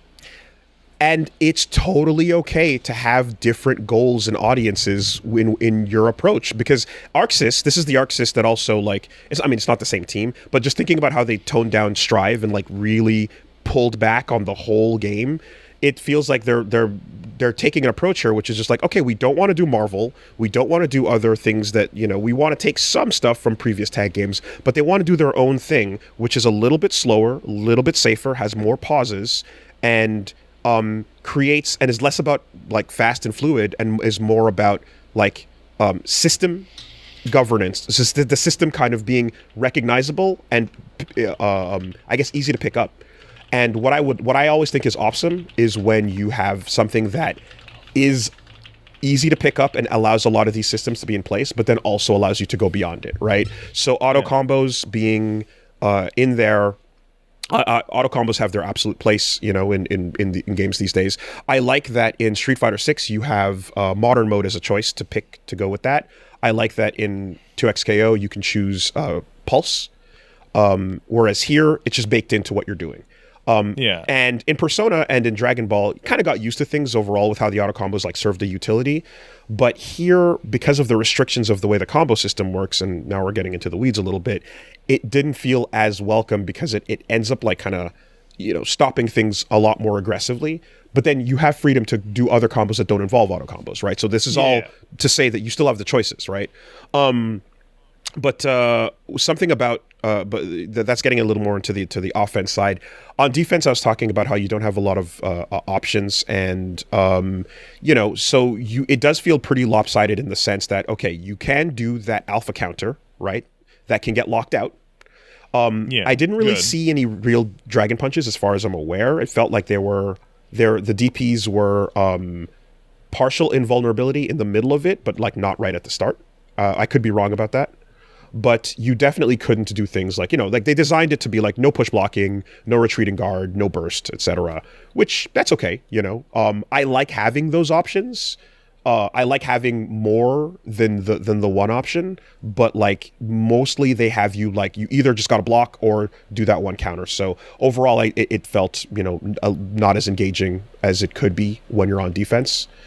But weirdly on offense, some of the things that I was struggling with was I talked about how I felt it was a little bit hard to open up people doing those pressure strings, and then similarly when you cross up opponents, it's felt like this cross ups also felt a little bit tricky to land, and I believe what part of the reason why is because there's someone said that there's 7 frames of cross up protection. So basically, if you block in one direction, you're automatically going to block the opposite way within. I did not have any trouble crossing anybody else. So I don't know if that. If you wait, you put a little gap in between, and it'll be okay. But like, there's buttons that are 7-frame buttons. So essentially, if you do a really really tight like schmixy kind of thing, it stops it from happening. If you kind of like create a gap and then try to hit them in between it, you have to wait a little bit longer before it does an auto block for them, right? There's and so that was a little bit of something that was like, okay, maybe some more time will kind of show like what the openings will be, because I did see that like doing something like getting pressure and then tagging into, let's say, Ghost Rider or Miss Marvel, who do have a lunging overhead or low, is a way that you can get a high-low mix going, but not everybody has that kind of tool right away. So it's sort of, they don't want you to go crazy on the mix when the person's blocking, in a way. I think that like Avatar and this coming out so close to each other is absolutely fascinating. Isn't it crazy? Because they like, I like one a lot and won't even touch the other, and it's part of this thing of like, I think too many fighting games are built by fighting game fans who are degenerate freaks for degenerate freaks. I think 2XKO actually definitely had that problem right at the beginning, where they had like a bunch of pro Marvel players create a bunch of pro Marvel characters in a free-to-play game. There is room at the table for everybody to come eat, so we should offer different kinds of meals. Like I said, I always prefer when game design makes it so that the things you're describing are not zero sum with the things I'm describing. I like when what you're looking for is an offering that is compatible with what I'm looking for too. So like, as a really specific example, I think Marlin Pie does incredible work creating characters, and that he's a genius. But you're not going to do that shit. I think he's holding a gun to new players. Right. I know shit he built is insane. Yeah, and I know when looking at a character like that, I'm like, that's not for me. I can feel that right away. I know that for sure. I like it when these things don't have to be mutually exclusive. That's kind of what it comes down to, right? Something that kept happening for me is when people wake up off the ground, the amount of time that they're invulnerable felt so long, and I kept like missing the throw or missing the meaty button, and they just wanted more invincibility, right? So they added some, and it's out of step with like every other fighter in terms of the amount of invincibility you're getting waking up. I mean, maybe with some exceptions that I'm not thinking of. I don't know, Smash or something. But the wake up feels really, really weirdly timed. And again, that can be deliberate. It can be to give you more breathing room. But it was a friction point that made me frustrated how often I tried to continue the pressure and then I couldn't because it was just like, no, they're still invincible right now. You know? I felt a lot of frustration with how trying to do a Dragon Punch input didn't work a ton of the time. Oh, I never did a single motion input at all. You did the shortcut buttons? I don't know why people asked for those when the non-motion inputs can still do every single move on the roster. Because there is still a damage difference between them. There's a damage difference? Correct. It's negligible, but you do less damage for doing the auto combo version of stuff, or for doing the shortcut input of stuff. But like that was the case even before they added them in. It's because like the first version didn't have the shortcuts at all. No, shortcuts were there in the first version. Yeah. Oh, they were. Oh, okay. It was an extra button that was there, so it's a tiny damage difference, but it's there, and you could do them. And in fact, to make some combos work and be a little more practical, you kind of have to. But I wouldn't like. Okay, what I'm describing would not be an issue. I love when you have the choice. I love when you can do the shortcut or not. And I would have no issue here if the DP input worked. But it doesn't. It's a weird thing where it's the weirdest, strictest I've ever noticed, where you can't do the normal kind of what a lot of sort of Dragon Punch muscle memory turns out to be. In a lot of cases, you'll do like forward fireball, right? Forward quarter circle forward in a lot of cases will just be like a working Dragon Punch, and that's worked forever. But it doesn't work here. And that's like, oh God, you know? And so you have to stop at the diagonal and hold it at 3 on the number chart for it to work. If you don't end at 3, the move's not coming out. And that fucks with me so much, you know? And at a certain point, I was like, okay, I'm just doing the auto input because it just doesn't do the buffer that every other game does, right? And then down as an input had some of the same issue where sometimes comboing into down it felt like it had a different input read or different input buffer from the other inputs in the game. And I was like, what? So you can't do 6-2-3-6. That's the thing that says work. It's go back to third strike, go back to every game. But in this, it just won't work. You know, you got to hold that down forward. And I'm like, oh man, because some combos really, you need to do those moves. But fuck, you know? So yeah, that was a part of it. You know, I was talking about the Oki timing, wake up vulnerability. That's one of those things. The auto combo damage, like I said, it's less if you do it, but it's still high enough that it's almost like, well, why not just go for it, right? Like I ended a ton of matches with the auto combo. So it's like the damage is high enough that you might as well go for it. And again, that's a design choice where they're like, yeah, you can flex and get a little bit of extra if you want to, but it's not a humongous amount. So they kind of are basically going like, yeah, we want to push you to use this, you know?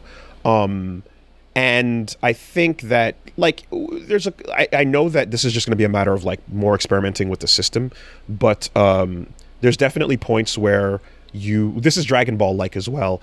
You want to like extend a combo in a certain way, but like the best thing you can do to stabilize the person's height is do the auto combo because it actually drops them into place and locks them in position. Yeah. You know, whereas your normal buttons don't kind of do that. So you're gonna have to figure out with time how to, you know, properly just be nice with those inputs. So this is what I meant by like it feels like there's an on ramp where like there is I was doing crazy suboptimal shit. I was doing like auto combo into tag into auto combo into tag and shit like that. And it was working fairly well with me, along with like general assist play. Right? But there's like an on-ramp from that to, using specific assists and combos to non-auto combo. But then you'd use the auto combo to lock them into place in like that nice way to get the super. Instead of like when I started to learn 2xKO, there was really like basic baby shit, don't do anything that matters. And watch YouTube videos and TikToks of combos and then learn the combo and then go play real matches. Like, it was like this big fucking gap. And I will say that, like, as someone that enjoys labbing, like, that's on me to be like, yeah, I want to go in there and spend some time and figure out the intricacies and this is that. But if you're definitely, like, not necessarily looking for that experience, then this is conducive to that. Right? This is a clear thing that makes that work if you're not looking to do a bunch of that. But I get it. The thing that really haunted me throughout this is you're haunted. So I was trying to not do auto combos where I could to like get better combos when I was trying to learn them, right? Sure. Where, and in some cases I'm like, I'm fine to end with it here. I'm fine to end with it there. It's not a big deal at all. I'm just knowing that like, I'm like, when I want to do or play a little bit better, I'm going to try to get the realer version of this. But in the meantime, this is more than acceptable, right? Especially by the end. When you do special moves, there's a period of time where before it, you can call an assist, but then you cannot call an assist for a certain period of time. And then after a certain point of time in the move, you can call the assist again. And there are these... Yeah, I noticed that. And there are these moments where assists are just not allowed to come out. And it drives me fucking crazy. Why? Because it's just an invisible restrictor. And I'm like, so the only way to get... They want you to be calling assists during your normals. So what happens is, the end result is, you have to end up mashing assist to get them at the fastest possible time. But the fact that you cannot get them at certain times in what feels sometimes arbitrary, like you don't quite know why yet, or at least during what duration point of the move, I just kind of go like, oh, that's not a good feeling. I don't want to have to like be relying on it's not working, there they are. That was a very sticking pain point for me. And that's something that I know they're doing their own thing. Other games do assists in their own way, but no one else has done this. No one else has done this where it's like, you just can't use them here, and now you can again. I feel like the mentality behind that is that when you're doing normals, they want you to do a special move, whether or not that special move is yours or the assists. Yeah, but they don't want overlapping special moves. But it's not what they want you to do so much as it's what they're taking away from you, right? Because putting it in there, like I can see that, but like what they're taking away from you is trying to set up something interesting with your timing, something you can explore with your... Now that you gave me 4 different things to do, during a combo, I'm happy I have more choices, but the fact that there's moments where I'm calling them and they're not coming out is just, that's the raw feel, and I'm sure that they have a design logic for why they don't want it to overwhelm the player or what they want to simplify, but the end result is there's moments where I press the assist button and it does nothing, and that feels bad. Yeah, you and me are on genuine like opposite sides on this, and part of that is that you are much better than I am at tag games. I wanted to love Marvel so much, but all of the things that you're describing as downsides that were not present in Marvel made me fucking hate playing Marvel. I found doing combos in Marvel miserable. I hated the super fast timing of everything. I felt like I would go in and I would just get lightning sniped out from like a fucking anti-air like assist. That like I never at any point learned to see what was happening in Marvel despite like many hours at it. Like 2xKO is like slower, but it's still really crowded. Yeah, it's still really crowded and nuts at times though. Like there are moments of chaos. Tokon, it's like, oh, this feels like a more comfortable pace So what? for my grappler brain, I guess. So what you're describing with like spending time and playing a bit more of it is that makes sense, but again, there's differences between slowing something down and just stopping you from doing it entirely. And I have a really good example of that. I have a thought, right? Like there are moments when you call assists out and then it'll be like unavailable. Okay, now they're back, right? That's kind of the standard in these games.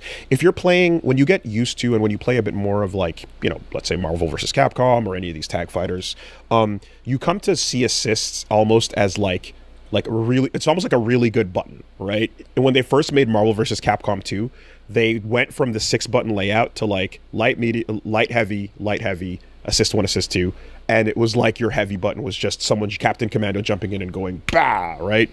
Yeah. So you have a button that's a part of your kit in neutral play, and that's how you're thinking about it when you get used to the games. And so it feels like here there are times where your heavy punch doesn't work, or there are times where your heavy kick is unavailable, and it feels like you're cutting a limb off or taking a button away temporarily.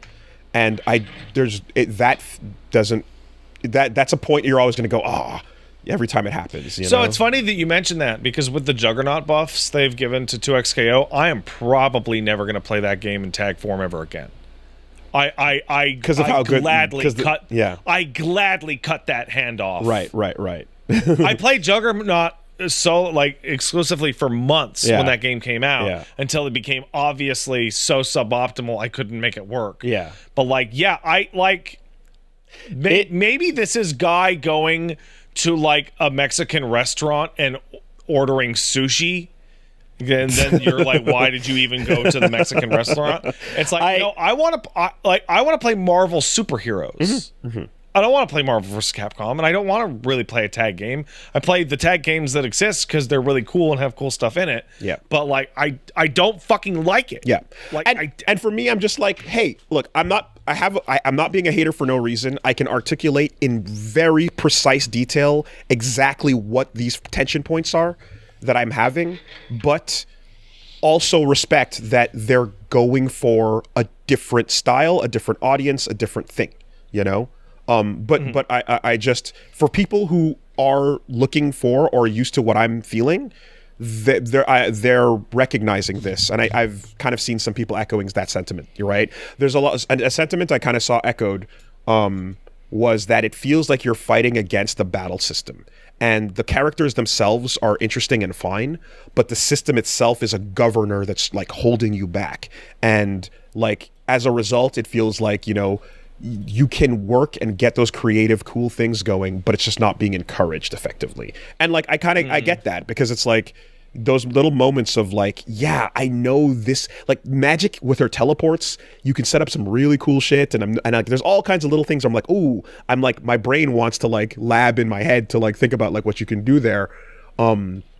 But I just when I think that's the difference between you and me, is that any fighting game I have ever played, there is no point in the entire time I'm playing where I'm like, ooh, what can I do here? It's I'm gonna go to the book and find out what I should be doing. Right, okay. And then do it. So every single part of the process that's in between me starting to play and being good is homework only. Right. And I don't want to do it. If I can get away with not doing it, I don't want to. So what I imagine that you popped in Sonic 4 for the first time, and Sonic 4 looked and sounded like a dream. It was the coolest looking Sonic ever, and it was the best sounding ever, and then you hit that jump button. And that is what happened. And you go, oh. Right? And you want it to not feel that way because everything else is working, but you did, because Sonic 4 looked fine. It wasn't like an animation miracle masterpiece, right? But I'm using this to say that, like, that little kind of moment of just like, okay, like I that little throughout the rounds as I'm going like So I not only do I completely agree with you and understand exactly what you mean, the example doesn't even need to go past Tokon. That's how I felt with the first Tokon beta. Where I didn't even get out of the goddamn tutorial where I was like, something about this game just feels off.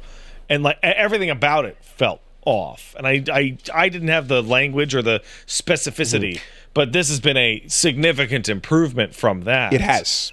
But we talked about the specificity of why it felt that way, right?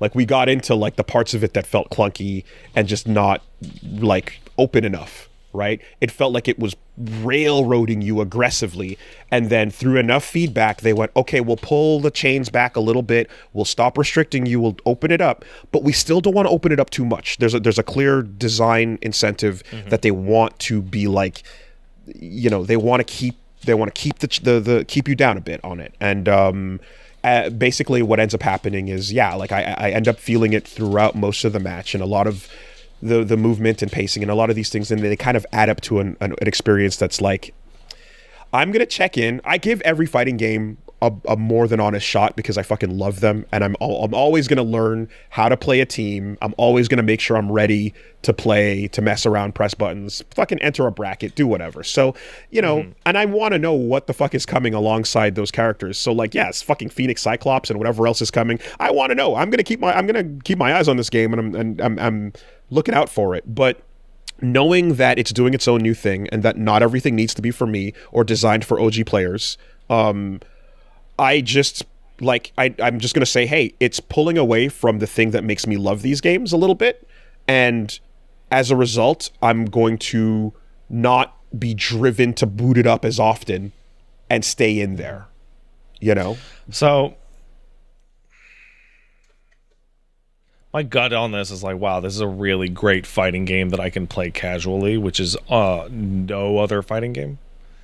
It can be played casually. Like I learned my Thresh and Teemo combos, and I'm gonna have those until they change them. And if they change them too significantly, I might drop those characters because I'm not gonna sit down to learn them again. Yeah. Right. Part of the discussion I was having with Keats ended with like, okay, so Dragon Ball on the way out the door does the Kusoge patch and makes itself go nuts. My happy medium is I'm down for a game to shake it up and go crazy as long as I don't have to relearn my combos. Fuck you. You know, 100%.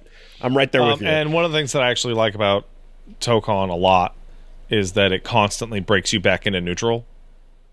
Like, yeah, you can optimize your basic stuff like more and more. Yeah.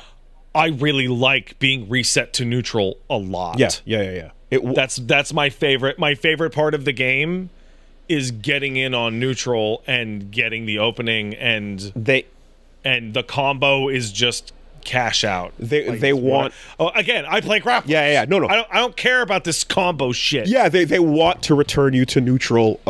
Many times they want you to have to touch and have many interactions, and so those are the times where I'm like when you're designing for constantly returning to neutral and getting many interactions, then that's where I'm like, well, that's where I want the freedom to really express and go nuts with things in neutral. You know, like call my assist out while I'm approaching you, and I fuck, you know? So that it's both at the same time, returning to neutral, but then in neutral, I can't do what I'm looking for, so that I'm like, now I keep saying this stuff and people keep saying, oh, like Avatar. I'm like, I've seen the fucking Avatar gameplay and the combos on, like, I don't want to do those. But I just straight up don't want to do those. And this is what's crazy too, is like the fact that this is happening simultaneously to that drop, Avatar drops, 2XKO does its big RE patch. Yasmin's about to come into Street Fighter 6, and we're all waiting on Red Drive Rush. You know, whatever the fuck happens there, I don't know, because it's interesting because Street Fighter 6 is in a place where the game is fine, but it's just people are kind of bored with the fact that it's just fine. They want something to shake it up, you know, which is a whole other discussion, mind you. But I get to feel this thing with Tokon's beta, and then Avatar is doing a bunch of shit that's like the complete opposite philosophically of what I'm describing. They're polar opposites. They're strong in the aspect that the other one is weak, and weak in the other, and strong in like. And I mean, this is just to my veins, man. the way everything about like how free and flowing that goes and how much defense and offense are like this fucking dance with each other, I just like I feel so engaged by that. So I'm like, there's a pull where if Avatar didn't exist and if like 2XKO didn't exist and Tokon's what it is, then I'm like, yeah, I'm in there. You know, I have these points of it, but I'm still in there. But it just so happens to be dropping while philosophical complete opposites are also dropping. So I kind of know, you know, where gravity goes. At the end of the day, like for all new fighting games, like I basically just want to play Street Fighter and Virtua Fighter. I want to play like highly grounded, fundamentally simple games. And like I said, on the very just like aesthetic, basic, like cool factor level, I find that Virtua Fighter and Avatar have that similar thing where, like I said, blocking feels cool. You know? Dodging and defense and Steve Foxing things feels cool. Don't compare this fucking baby tie-in game. What are you talking about? They both have awesome defense and dodging. That's real. And in fact, I find blocking to be something that like it's something that new players hate doing, understandably, because it's a boring thing that should be made more interesting. And like Virtua Fighter is finally doing something to make it cool, and as is Avatar. That's real. Virtua Fighter has always been cool. Yes, but it's making it even cooler.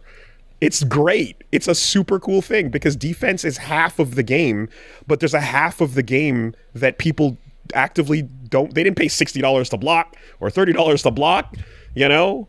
When you are fucking dodging shit and you get to you want to feel like Sakuga. You want to feel like that, again, that Rock Lee versus Gaara moment. You want to feel like the Dragon Ball battle. You want to feel like the cool fight in the thing. And when you're doing it yourself, it's awesome. You're so engaged and locked in, right? I remember that moment. We were playing, I was playing KOF with, I believe it was you and some of our older friends. And like in the middle of fighting, I was using Vanessa, and our friend was playing Joe Higashi.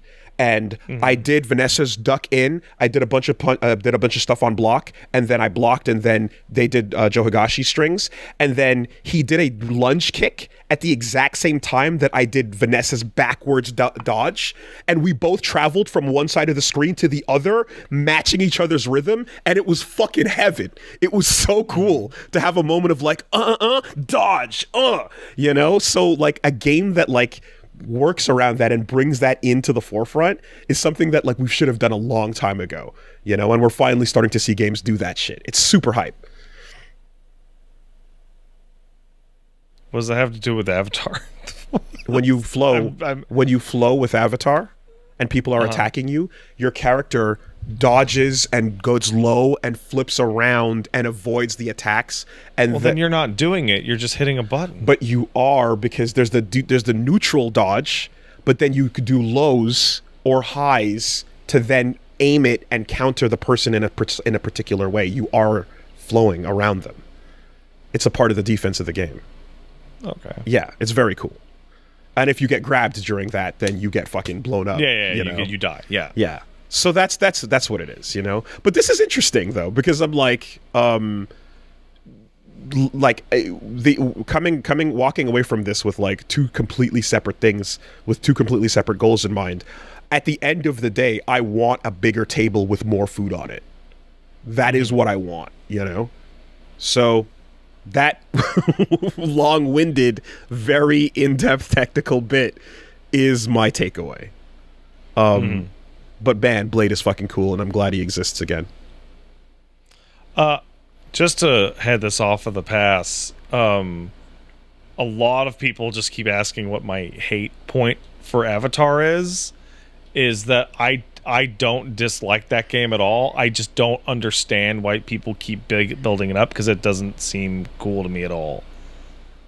Like, that's it. It's not like, oh, I hate this fucking game. It's just like, okay. Like, sure. Just with specific examples, do you think it's cool that, like, when Ozai burns Zuko, he's the only one that takes chi damage because he burns them in the same way? All that little like canon specific Yeah. like interactable stuff is super cool. There's a clip. There's a clip of Azula charging up a lightning bolt, and then right before it, Sokka does his super where he gets a kiss, and then he does the worm under the lightning bolt, dodges it, and then throws his boomerang to kill her. Similarly, I think that Azula having like 2 character stances by default is like super cool. That's on losing state. And I'd said that, and somebody put hands on it, and it's like, I don't have to. It doesn't look fun to play. Yeah. I don't have to. You don't have to commit to anything you don't enjoy. This is one of those things that makes me absolutely nuts. No. Hey, here, try this food. I don't really feel like it. It looks unappealing. Yeah. And then people get like really No. Like aggro. Anybody who's listening to this, if you're asking Pat to do what I just did and make a fucking 30-point dissertation on what he doesn't like about it, fuck off. That's not necessary.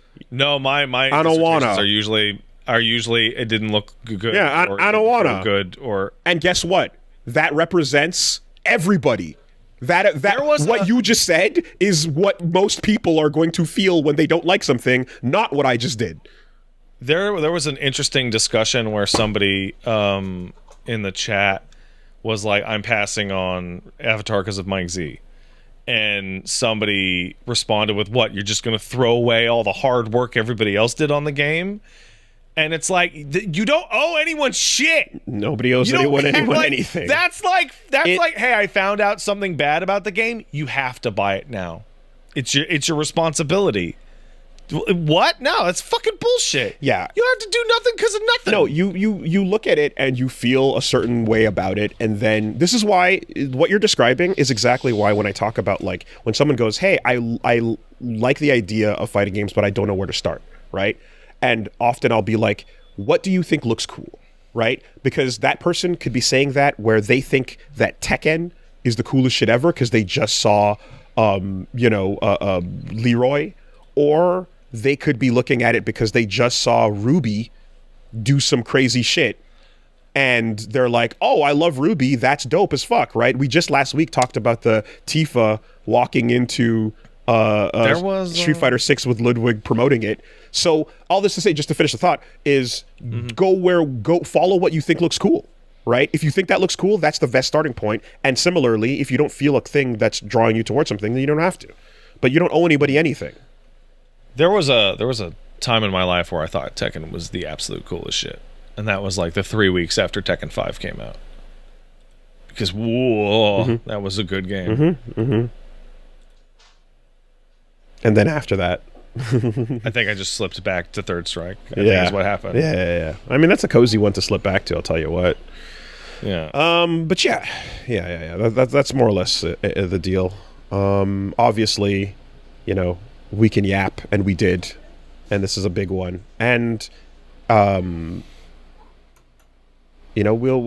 see what comes from the feedback this time around, but of course I'm really interested to see if like anything changes between now it's and too the full soon release. I was about to say because it's pretty soon. I was about to say it's too soon, so I think what'll happen is not anything on the full release, but maybe the first patch after that, but maybe not, right? Maybe they because they showed early on that they're like, we have a vision and we want to follow this, and then people went, no, we're not fucking with your vision, and they went, okay, hold on, and then they adjusted it a bit.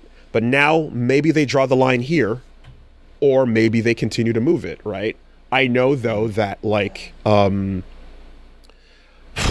it's hard to say, but I feel like, community wise, there's a circle of like there's a Venn diagram of like, people that love it and people that don't, and then in the middle, or almost like Avatar Desire players, and then Tokon players, and then in the middle are some people that are just like, fuck it, play both, it's fun, it's fine, go with what you got. Yeah. But I think when you kind of talk about, there's these lots of articles and discussions about like people that play with their heart or their brain and what drives you to play these games, why you come to play them at all. And I think when those motivations get like pared down to their core qualities, like you can really, really design things that attract or repulse. Yeah.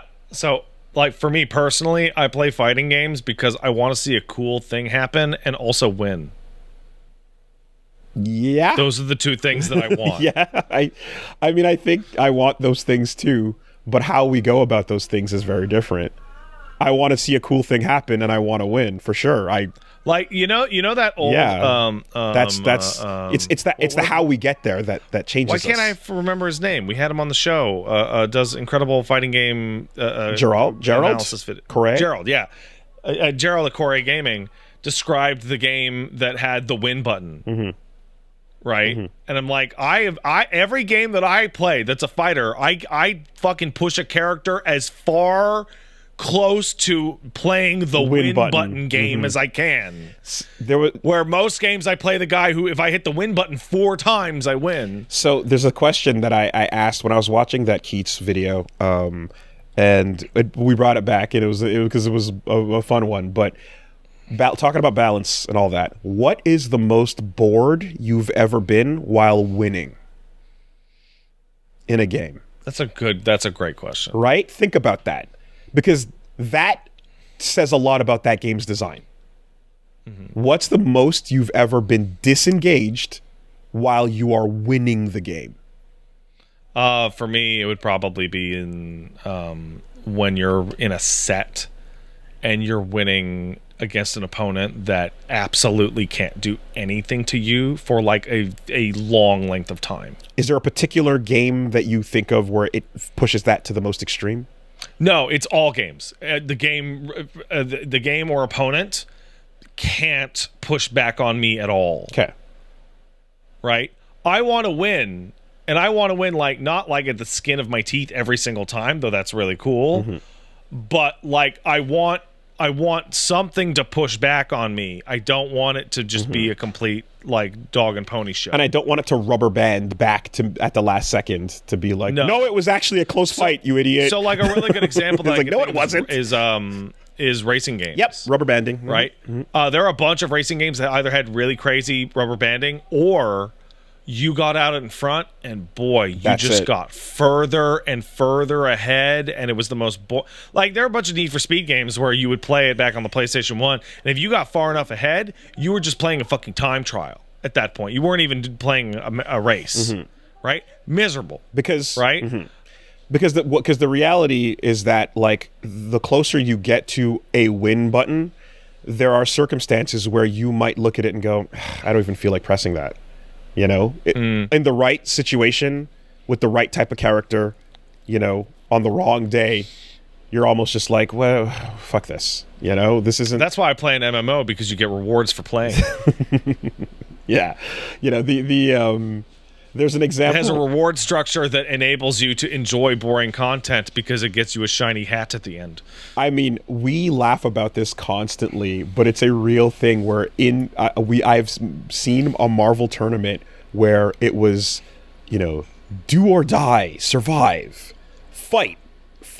Yeah. Round starts, first touch, hit, pause, doot, character select screen. Okay, 1-0 next, you know, like, and it was just the person who took the hit spiritually did not have it in themselves to go through the motions. They're like, nah, it's over. You know. So anyways, let's call the Tokon discussion there. I gotta do a break. The dog ran away, which means he's hungry. So I gotta feed him or else he'll beat me up. Be right back. All right. I had one more thing, but let's just take a quick word from our sponsors since we fucking... Whom we love. I love our sponsors. If they were a person, I would kiss them on the mouth and be real wet with it. Yeah, we toked it up a bit too hard today, so... Do you think they know that, like Marvel Tokon, like, hits...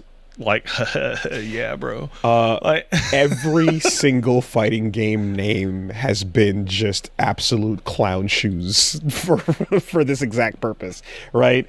You know, the two XKOs came up with they put out the article about like, you know, why wait, that's news. I want to talk about that. Yeah, sure.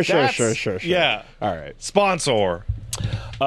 This week the pod is sponsored. Well, I mean, tell you what, if you're gonna make out with any of these sponsors, you should big make out with Hero Forge.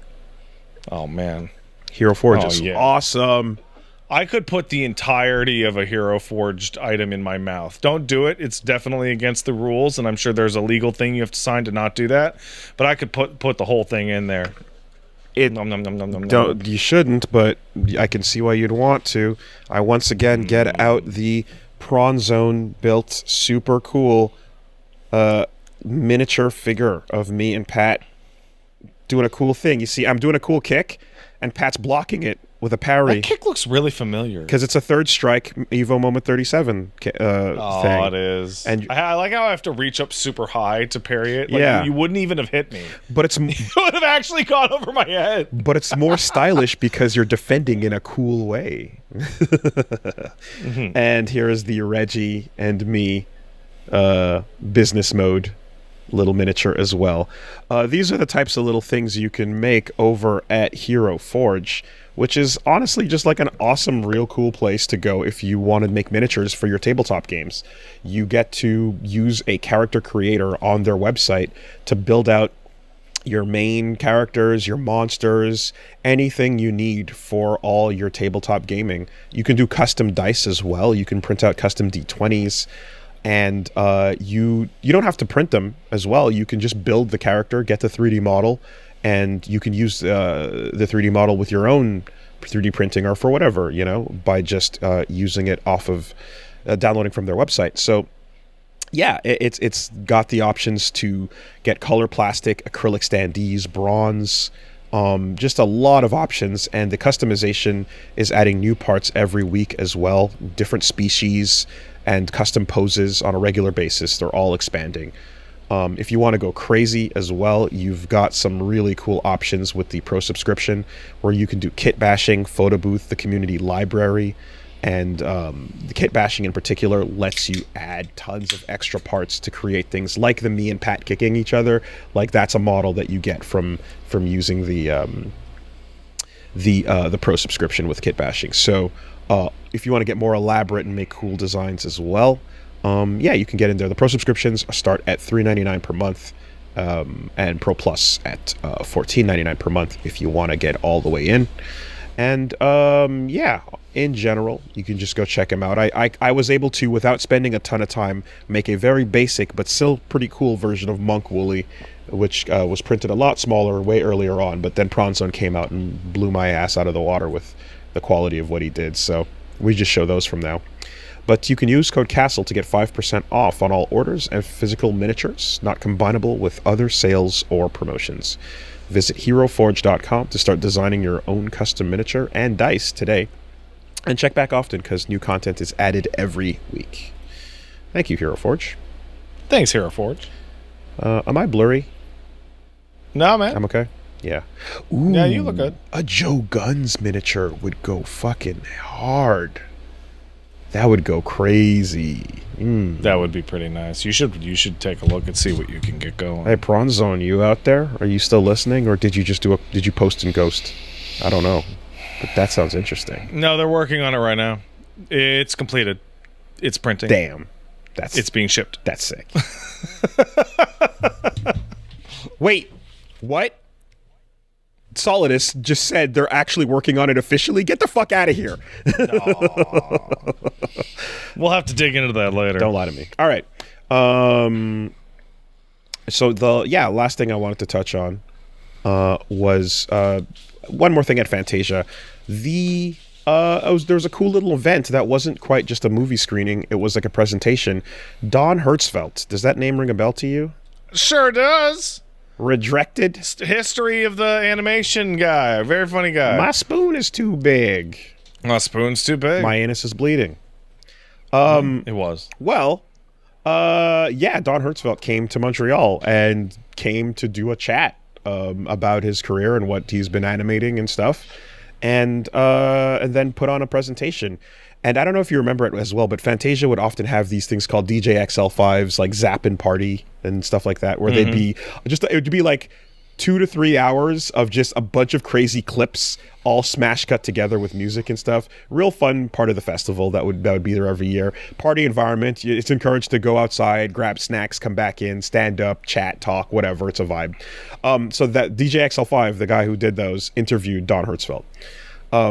What I was like, what has Don Hertzfeldt built up to since he's done Rejected, the short stick figure cartoon that if you see it and you see the banana and the big spoon, you probably might recognize his work. He's just been indie, chilling in the back, making his shit the whole time, and you pretty much don't see it in theaters because he hasn't directed any feature films. He just stays working on his indie shorts, and every once in a while someone big will come along, like The Simpsons, and be like, hey, do you want to do a couch gag for us? And he's like, yeah, sure. And he does like one of the best couch gags they've ever done, and then just goes back to like making shorts for film festivals and pretty much just chilling. You can go keep up with what he's up to more or less on his site, but that's like the only way you'll cross his path. But I was like, I didn't know what was going on because after he made the original Rejected, he did the animation show, which was like a collection he did with I think like Bill Plimpton and I think Mike Judge stuff was part of that as well. I was back in the animation club at the CJEP. I remember I was one of the first people to get that screened in Canada.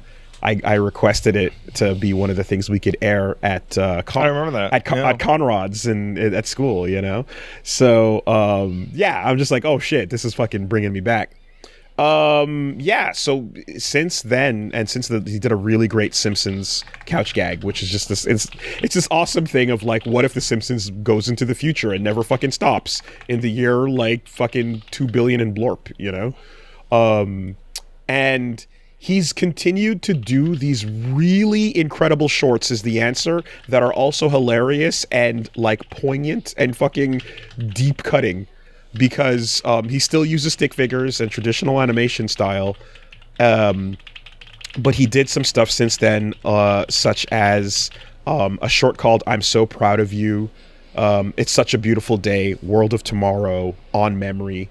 And these are all things where, like, one of them is like a trilogy of movies that are about somebody who is like is going through Alzheimer's and is losing their memory and is nearing end of life, and just reflecting back on those times and moments, and like you're seeing scenes that are like all playing simultaneously as moments in time all come at you at the same time and overwhelm you, and you're not sure what to look at or pay attention to. And he just does like that kind of stuff, and you know, but it's still, again, still hilarious and kind of nuts, but also like has you sitting there like, fuck. You know, it's really, really good masterpiece animation stuff. So yeah, I'm just in case anyone knows or doesn't, Don Hertzfeldt, he's been still up to some really great shit. And his latest does good stuff. And so when he showed up, he did a selection of like a couple of, we didn't know what he was going to play. He picked like, I think like 6 or 7 films that he was going to just play that nobody knew what they were going to be. And they were all amazing, including the thing that he just finished this month called Paper Trails, which is just, it's one, I can't give it away, but like it's just something that takes you a second to figure out what's going on. And then once you do, it's fucking phenomenal. But it gives you, it's one of those things that you got to take a second with it and be like, what are you? Oh, and it's great. It's great. So yeah, Don Hertzfeldt's cool. Anyway, that's it. This week is going to be weird schedule-wise. We're going to be playing FF14 on Thursday. That's correct, yes. And that's pretty much it. Oh, really? Yeah, I'm going to be very busy for the rest of the week. And lots of different things going on. So that'll be that. But I'll see you guys on the flip side in August with a new schedule starting at 1 p.m. New schedule. Well, I hope you do. You have fun doing all that stuff you got to do this week. Yeah, no, I got 2 days of a lot of work going up, and then I'm going to be going up to Quebec City with the fam, and oh, that's cute. Gonna have a little trip and see. She's gonna see some of her first big countryside sites. So. Oh, cool. Yeah. Ace Attorney, Dark Souls will continue when we get back. So, I did a 24-hour stream again. Mm-hmm. got real rough at the end there. Started to get real sleepy. Managed it though. But was it the good sleepy? Did the demons come out? No. The loopy demons? No, it was not good. It was. I was falling asleep. I probably fell asleep a couple times. Okay. Like the full on. You had a pretty solid preparation regimen last time.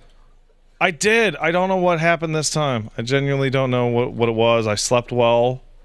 Maybe Tokon took it out of me more than usual. Requires your brain. I did Tokon, which is these nuts, nigga. That's great, buddy. That's great. Can you tell I believed in it when I said it? Not really. Okay. Not really. It just seemed like... It seems like you just wanted to say certain parts of the sentence at me. We got through the whole discussion, but we didn't do any title bait. So, you know. Well, that's not title bait either. It's not quite. Not quite. You're not putting that in there. You fucking lost your fucking mind. And then did a bunch of Tokon, and which was fun. And then Peach came over, my darling Paige, came over, and her great idea is that we would play Super Seducer on the show. Ooh. And Paige saw like a couple of clips of it and was like, that was great. And then we sat down, and I'm like, wait, do you know what this game even is? She's like, no. Great. Let's do it. So we got about 2 hours in a Super Seducer. Yeah. And it's awful. It's fucking terrible, dude. Let's go. It's so fucking like it hurts. Wait, your they chest. made 3 of them? Yeah, the third one is banned off Twitch. What? Can't play it on there. I didn't know there. I didn't hear about the fucking trilogy. Oh shit. Yeah. You cannot chew that blanket, okay, buddy? You can't chew it. It's not good for chew. Okay, thank you. It's just for those uninformed, this is Super Seducer: How to Talk to Girls. It's a pickup artist PUA, choose your own adventure, and it's so uncomfortable. And so like you expect all the weird like Hua tips. Where's my mystery hat? I got to put my big fuzzy hat on and start ignoring you. And then let me neg you a little bit. Right.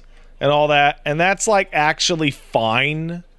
And like some of the advice is like really actually good. Like, don't walk up to a girl and try and touch her face. You'll get arrested. Solid bit there. Solid advice, right? Yeah. But the problem is that it's filled with joke answers that are like, hey, you're trying to hit on 2 girls at a bar. Ask them if they make out sometimes. And you expect it to be like he says something rude and then they go, ew, gross, and walk away, and that's that. But when you pick the bad joke options, like the negative scenario plays out for like multiple minutes. Yeah. And like Disco Elysium, that shit. It follows like the whole path down to like them walking away and like trying to maybe think about calling like the authorities to get you kicked out of somewhere. It's so fucking uncomfortable and awful. By the way, like it's pretty brave of you to come out here wearing those shoes. Wow. Aren't you going to ask me about my mysterious accessory? It was bad. Me and Paige started to get really uncomfortable. So we switched to something else, which is like we switched to something called Moldrise. Moldrise? I don't know if you've seen Moldrise. Go ahead and gab that up on the Steam. Go look that up. I don't wanna. Yeah, do it, you pussy. Moldrise is actively disgusting, and it is incredible. I would describe it as the stylistic baby of the style of a mouthwashing and the gameplay of an Outer Wilds. Okay, nothing in these screenshots seems to be as horrible as I was anticipating. Well, so Moldrise is very simple. You play a young gentleman, JK Rowling, who lives in an apartment. What? Oh, yes. Yes. Yes. Go on. Continue. You play a young gentleman who has some mold on his foot, and is being absolutely compelled to get to the roof of his apartment building. And you are managing 3 meters: food, drink, and mold level. And if any of those cap out, you will die instantly. So you are doing and it's a single extraordinarily tall staircase of about 29 floors. And you are going down and talking to everybody in their apartments and trying to see if they've got any antifungal cream for your foot so you can stave off the infection, and then going down and trying to figure out what items you can scrounge out of the garbage to sell for coins to use the elevator, which require certain coins. And I describe it as Outer Wilds because your trips through will lead to inevitable failure over and over and over, and you'll have to restart. But you will restart with the key piece of information that will allow you to skip past something or solve something instantaneously. Question. Yes. Does the mold either have a voice or something that does to you that is beneficial in any way, shape, or form? The mold does have a voice. When your mold level is high, character dialogue will start getting replaced by the mold's voice, and it will replace NPC dialogue with up. You have to go up. There's only one way, but up. Interesting. Okay, cool. And as the mold goes higher, your footsteps become actively squishier and grosser. Interesting. There are no objective perks to the mold. Okay. You want to keep mold low. Okay. And you get to the top of the roof, and that's the end of the game. And there's a bunch of achievements that include interacting with the game in unique ways, such as, I don't know, it took me 2.5 hours to beat it. Beat the game in 5 minutes. Okay. For example. Okay.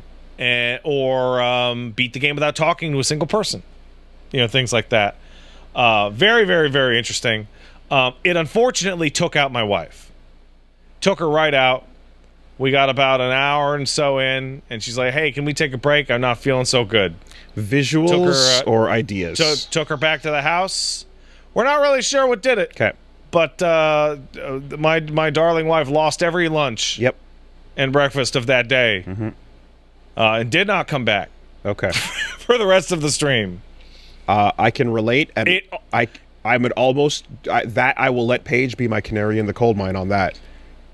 It also almost got me. I almost barfed straight into this monitor playing it. For a very simple reason. So I have a pretty strong fucking stomach. I have a pretty strong stomach, all things considered.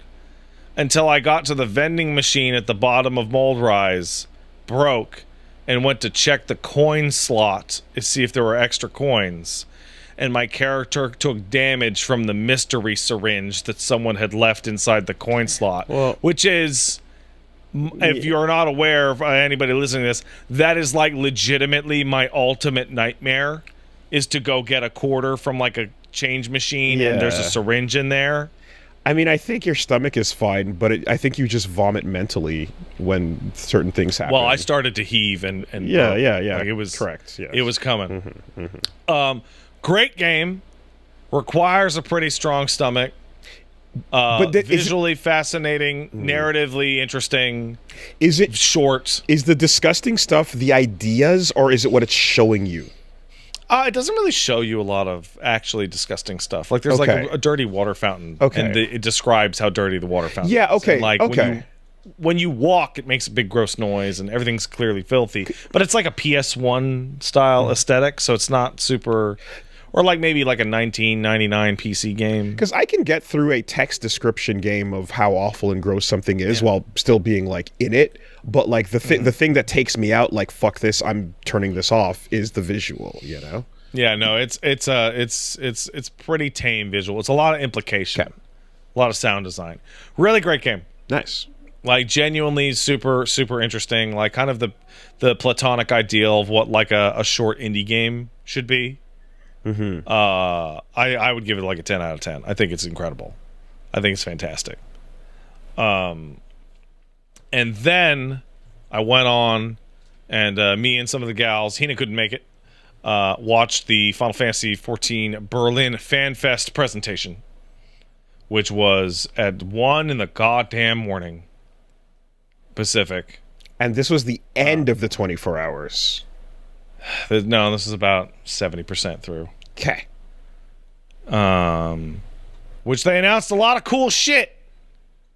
I don't know if any of it got to you. One thing. But I think there's two things that probably got to you. One thing, right? Cool art of a person with 2 shields crouched over, ready for action. Mm-hmm. Looks really cool. Will anything in gameplay actually look a fraction of as cool as that art does? Oh yeah, no. Let me get right. Let me get because they put it, that art is great, but you got to translate that and keep that spirit, right? They had it far enough along that they actually were able to put out a video of what a bunch of the skills look like. Because I when I think about, like, you go, that's what it looks like, that's cool, and without seeing the footage, I go, okay, but now you have to universalize it for every single race and every shape and size, so it might just end up being armor with 2 shields on the arms, and that's it. As opposed to the build of that character in the art is this fucking Blastoise, bad posture, little fucking... So I sent you the trailer, and what's going to end up happening is that the stance and the thickness and the general idea are just going to be placed onto skinnier characters, but it's going to be the same idea. Okay. This is a tank that its primary aesthetic gameplay is punching motherfuckers with big hands and then swapping the shields around to shoot a bunch of guns. Okay. This is a Monster Hunter weapon, if there ever was one. Yeah, sure. I can see that. It is it's Bastion. It's a wall. It is the new main tank to go alongside with Paladin. It is one of the coolest aesthetic-looking classes they have ever made. It is also one of the only classes they're ever going to put out. Sorry, all new classes are only evolved mode, which is the new gameplay mode. It won't have an old version because it didn't exist back under the old gameplay version. Super cool. It is going to be my new main class. Okay. Whenever Cole comes out. So this, 2 questions. One, this looks very cool, and when something like this happens, where obviously everybody wants to try it, how does the rest of the game continue to work? So, this is a really funny example. So, every time they put out an expansion, it always comes with new classes. And the classes always have different roles. So, it used to be, in Heavensward, they put out one of each role, which was very ambitious, right? They put out a tank, a healer, and a DPS. And then after that, they put out 2 DPS, and then they put out a tank and a DPS, and then they put out a DPS and a healer, and now we're back to tank and DPS. And what happens is, for the first fucking 4-month period after the new classes come out, whatever the popular one is, that role will become nightmarishly flooded. So tanks always get queue preference because tanks and healers always get queue preference because people would rather play a DPS than play a tank or a healer. It's Duty Finder the gets way fucked. the population works out. When a cool new tank comes out, all of a sudden, it takes a really long time to queue as a tank because there's a million people that are like, oh, that class is so cool, maybe I'll be a tank. Yeah. Okay. And when DPS queues, which are already bad, 2 new DPS come out, guess what? The DPS queue goes from 10 minutes to 30 minutes. Okay. So, yes, the game where the role you play relies on the economy of everyone else playing different characters does the preference suffer. economy. It does suffer. Yeah. Okay. Second... So, like, right now, tanks and healers, it's so easy. You hit the Q button, you're instant. It's immediate. DPS have to wait 5-10 minutes. When this motherfucker comes out, tanks are going to be up to, like, a 10-minute queue because there's going to be so many people switching over. And here's the thing. The reason why it only takes 4 months is because people switch over to the new role because it's cool, and then go, wait a second, I fucking hate tanking. Wait, I forgot this sucks. Yeah. Okay. Or I fucking hate healing. Shit. Right. And then they go back. But you want to flip the shields around and do a couple of these for a minute to see what's man. up. Yeah, it does look rad. Very important question here. Crucial, critical. In fact, Crucial question. The most important question I've ever asked about FF14 as far as I'm concerned. This trailer you just showed me for the new Bastion class, which is coming out with Final Fantasy XIV Evercold, I know. Features an enemy that is being punched and comboed, and it is flinching and getting hit and reacting to the getting hit part of the combos. Yeah. Why? What is that? They all do that. Okay. So that one's a little more exaggerated than usual. Read my mind and make it make sense, please. All enemies flinch. Okay. In the game. Okay. You just don't notice, or it's a little too subtle. Okay. So it's not quite like literally every single enemy in the game flinches when you hit them. Okay. It's just I guess when you're one person as opposed to the group. When you're one person and the enemy is big, it's very easy to see. When you're one person and the enemy is person-sized, it's a little subtle. And when you're if you're 8 to 24 people and the person is big, what you will notice is that they're actually kind of in a permanent state of wiggle due to the flinching. Gotcha. Okay. That being said, every expansion has more hit effect. Mm-hmm. It doesn't actually stop them from doing anything. No, it's just a visual indicator. Yeah. Okay. Yeah. Okay. This is a tank that will be starting at level 90.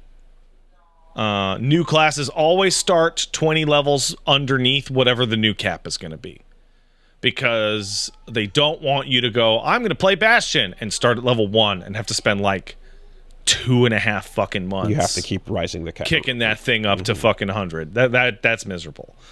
And there's always a quest associated and a story to follow through on as well, right? Yeah, they always have a little job quest. Yeah, okay. And you'll be able to get it at an early starting area. So if you massively over level, you can get it like much earlier than you otherwise would be. Okay. Right. So like, Wooly, you're level 44 or something, and you're like not even halfway through a Realm Reborn. No, you're more than halfway through a Realm Reborn. But you'll be able to get Samurai, which people used to be able to get after they beat all the patches and got to Heavensward. Mm-hmm. Before the end of a Realm Reborn.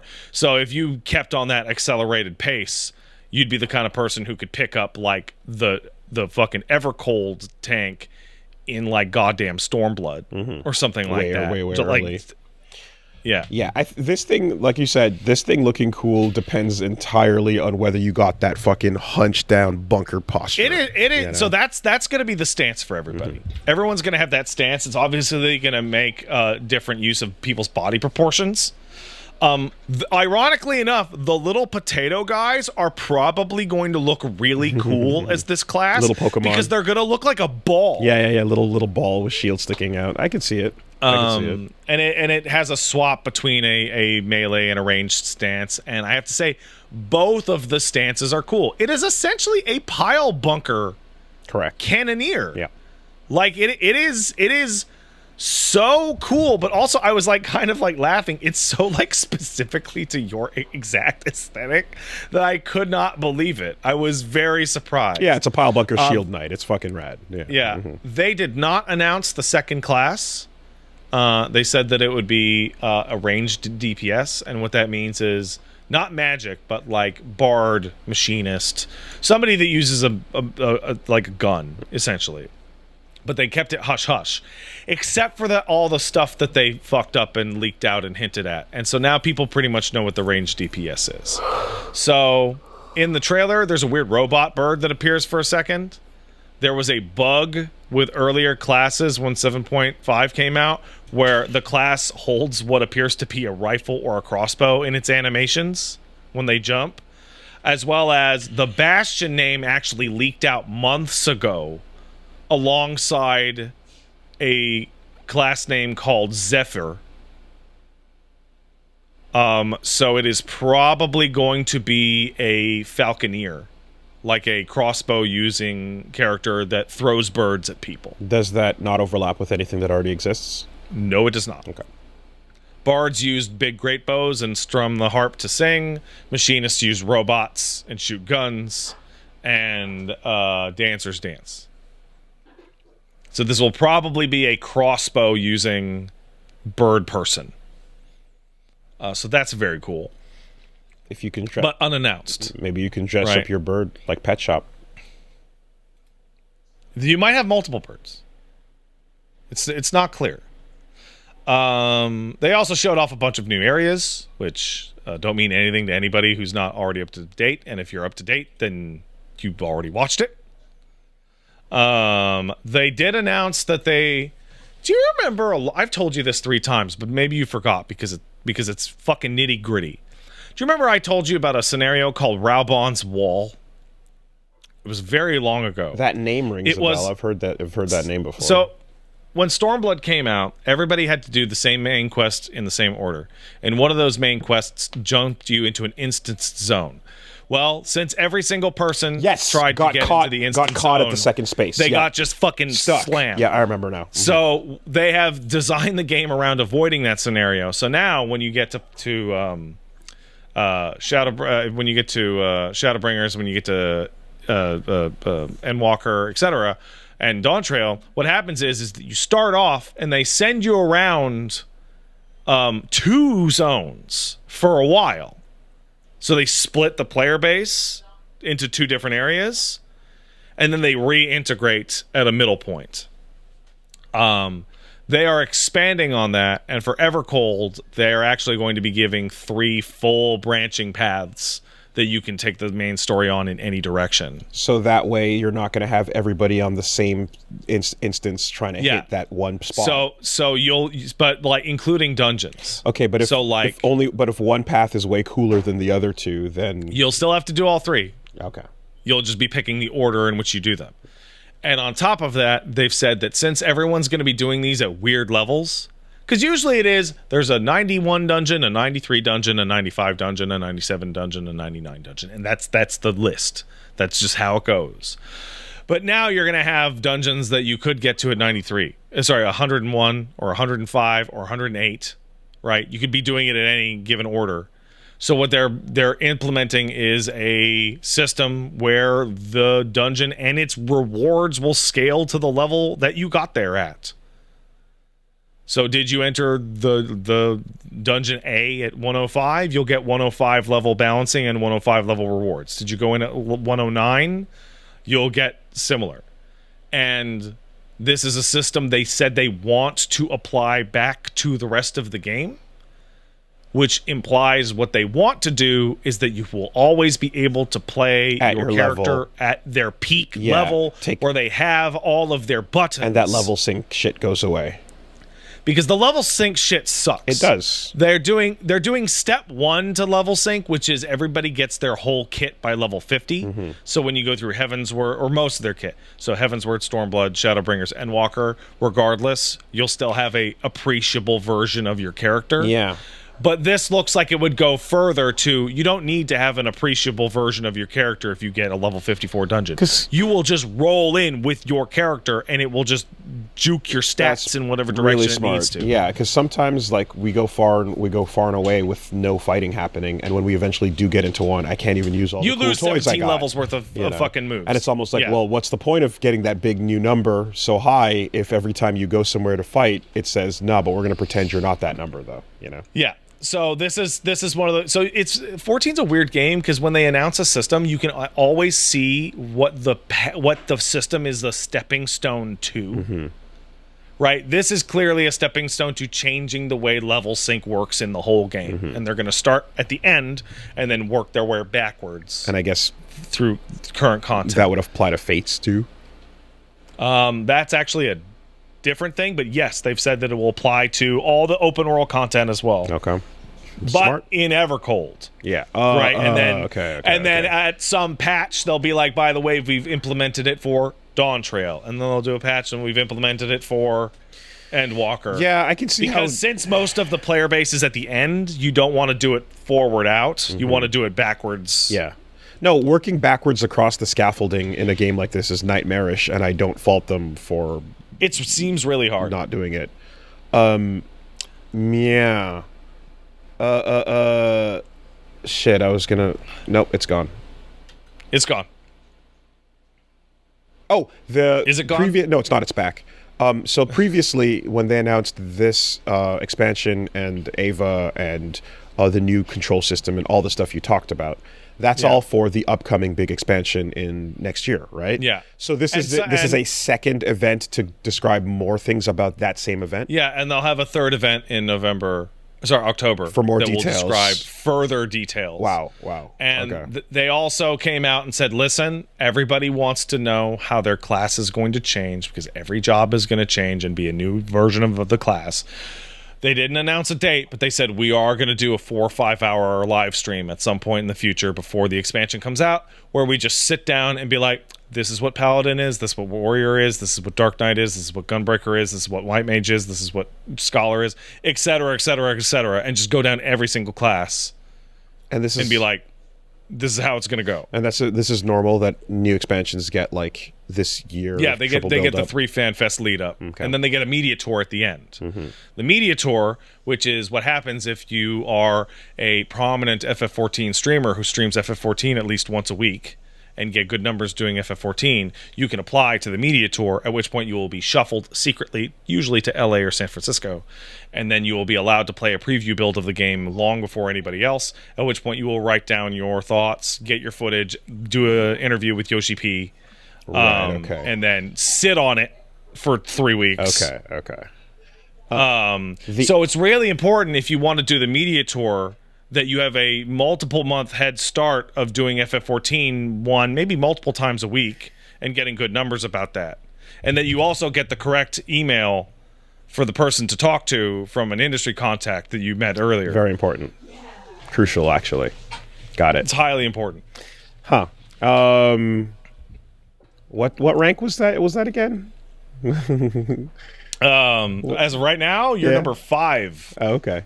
And you are... It's not bad. And I think I'm number 2. Oh, that's interesting. It goes Shenpai, me, Hina, Volpixie, and you. That's psychotic, by the way. That's completely unhinged and fucked up and insane. I can't believe you told me that. Jesus. Yeah. So it's Shenpai. Okay. The only other thing I heard is that the FF14. Oh, and Doja Cat. Ah, okay. But she streams it on just chatting, so her metrics aren't tabulated correctly. Not the same thing. Yeah, fair enough. Yeah. No, I was gonna. The only other thing I heard was that they also announced FF14 Universes Beyond. Yes, but we'll get there. The UV I have a big system. old list here. So they also went into what's called character action skins, which is very simply, as characters have gotten changed, they've lost animations, they've lost moves. There's every class has tons of moves that they've lost over the years. And they announced like, hey, so what we're going to be doing is we're going to offer a new type of reward for huge portions of the game, both job stuff and normal stuff, where you can swap in your animation. So they showed off teleporting, that the one that you've been doing where you hold your hand in front of your face and float. That has been the same animation for 13 years. They showed off 2 new ones where you like spin around with a huge amount of light, or like get totally consumed by darkness, and it's just another type of cosmetic that can be added to your character and also offered up as a reward. They also said, hey, we're going to work on it every patch. Old animations that you miss will be given back to you to swap in for stuff. I played Dark Knight, and I played Dark Knight since the day it came out. I have lost over half of my animations over the years. Okay. More than half are gone. Yeah. And I want some of them back. I mean, I never would have thought about that, but like the idea of putting some customization and opportunity to release skins and things to that particular bit is like, yeah, sure, why not do a Mega Man zip out of there? Or fucking Sandevistan activation glitching. and Why not? As long as it functions identically, there's no reason not to do it. ooh, I would like a Terminator reappearing in the timeline sphere. I would like a snap and then a portal, and then you walk into the portal. That's fun too. That's cool too. Yeah. Yamato. And it's like, okay, so the floor is open. Yeah, Now do whatever there's a you new want. type of thing to look forward to every patch. Right. Cut open a portal, walk back, and say thank you, Nero. They announced a bunch of little cosmetic things for all the races, like you can swap different types of horns depending on the face, so you can remove the face paint off of Makode. Very minor, but like some people have been asking for that for a while. They then announced the creation of Woolly Mode. This is Woolly Mode.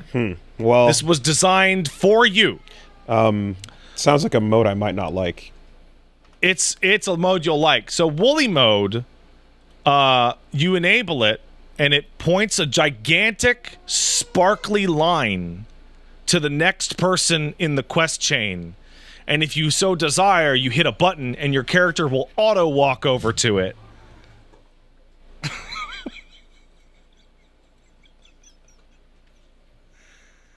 People are calling it yellow paint mode. This is the week after we had the conversation. This is the week after. And they said, we got to help this guy. We got to do it. Come the fuck on. They said that there's a lot of mobile game players or people who are not used to playing games as much that have trouble navigating the environment. So we want to save everybody a bunch of their time. I'll take my Monster Hunter Fireflies, thank you. I'll take them. So here's the thing that's really funny.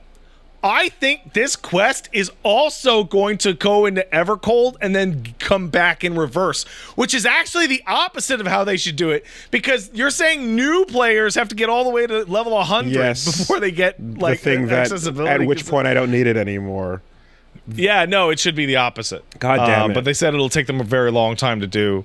Yada yada. So girls and Yoshi P are watching. Yeah, they announced they went into too slightly much. more detail into the middle raid difficulty, which is very simply they said that the middle raid difficulty will be medium, and it will be for mid-core players that don't have the time to blow 15 hours on Savage a week, and that there'll be a gear up process that'll help you get ready for Savage if you feel like. And everyone went, yeah, that's nice. Well, look, this objectively addresses my single strongest frustration point. So that's pretty cool. They also, and this is actually also 1 week afterwards, they announced that they are going to completely redo the entire Chocobo system. They are going to have way more detail and control over commanding your Chocobo and the various classes that they can be, and adding a bunch to it, so that you can go into a dungeon with 2 people and 2 Chocobos. Ah, okay. So there's the trust mode, which is like, you playing with the AI by yourself if you want to play a single player game. The Chocobo thing is going to be the game's essential like co-op mode. You and one person and your Chocobos going through all the dungeons. They have not updated the Chocobo system in like 9 years. I like that they're finally doing something with it. And it'll be like a Pokemon or something you can control. It'll be like a Pokemon, yeah. Okay. Yeah. Smart.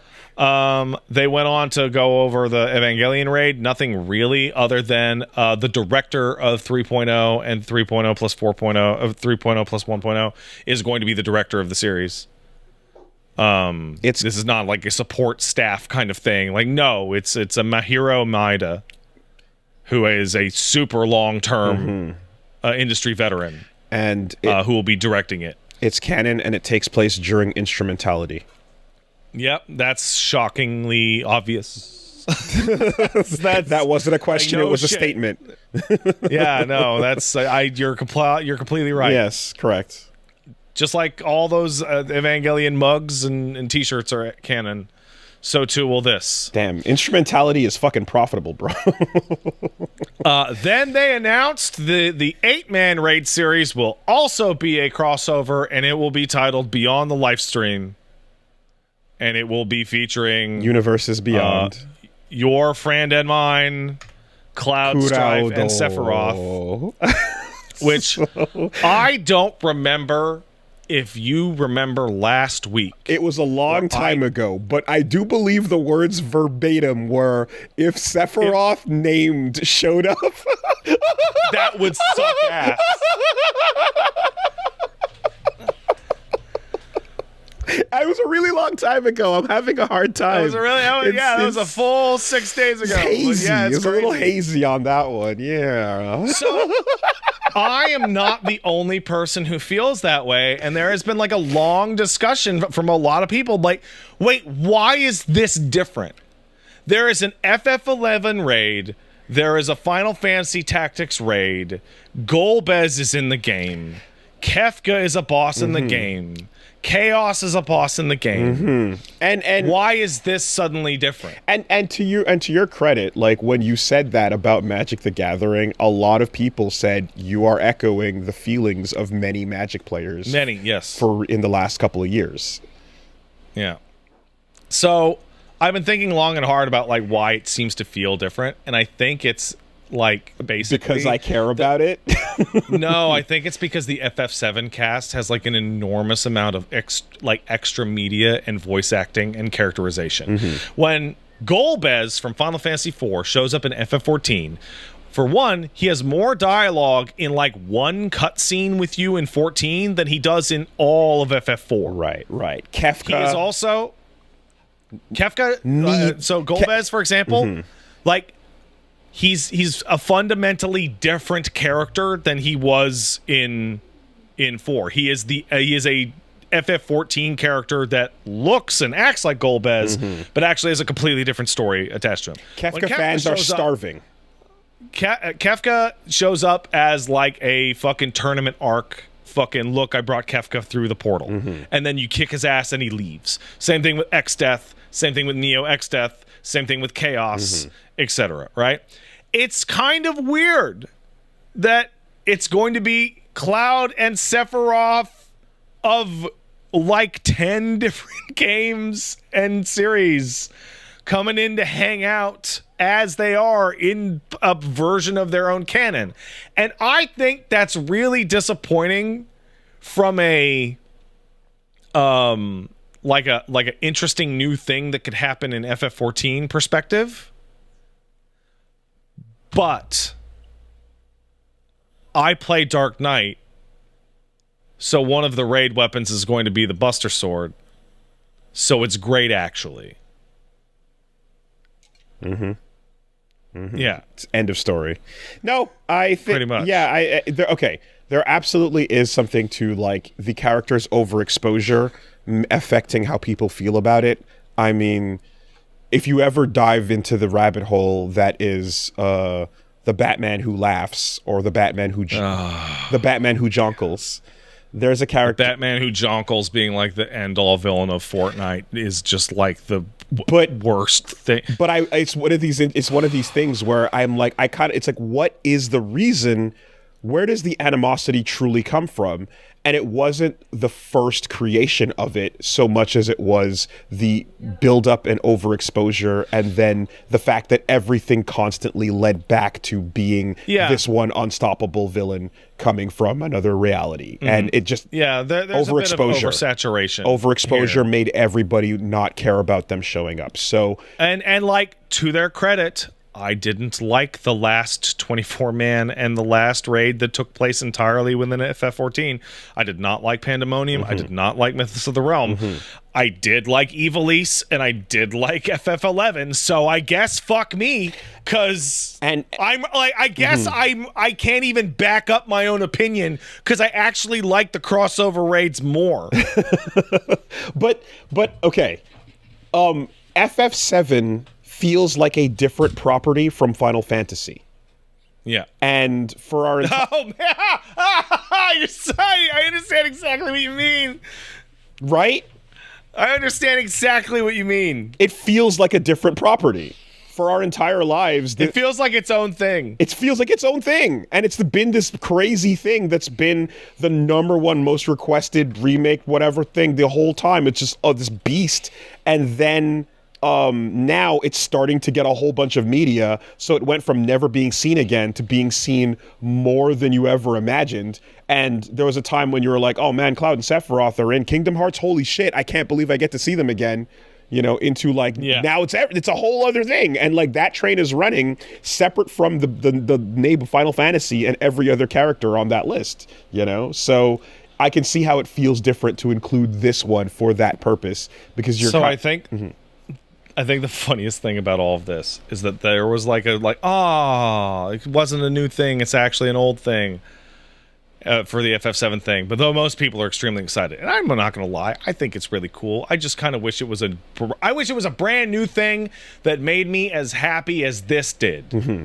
Yeah, sure. No, I get. I don't want to be basic. The hypocrisy is baked in and real, but it's simple to understand.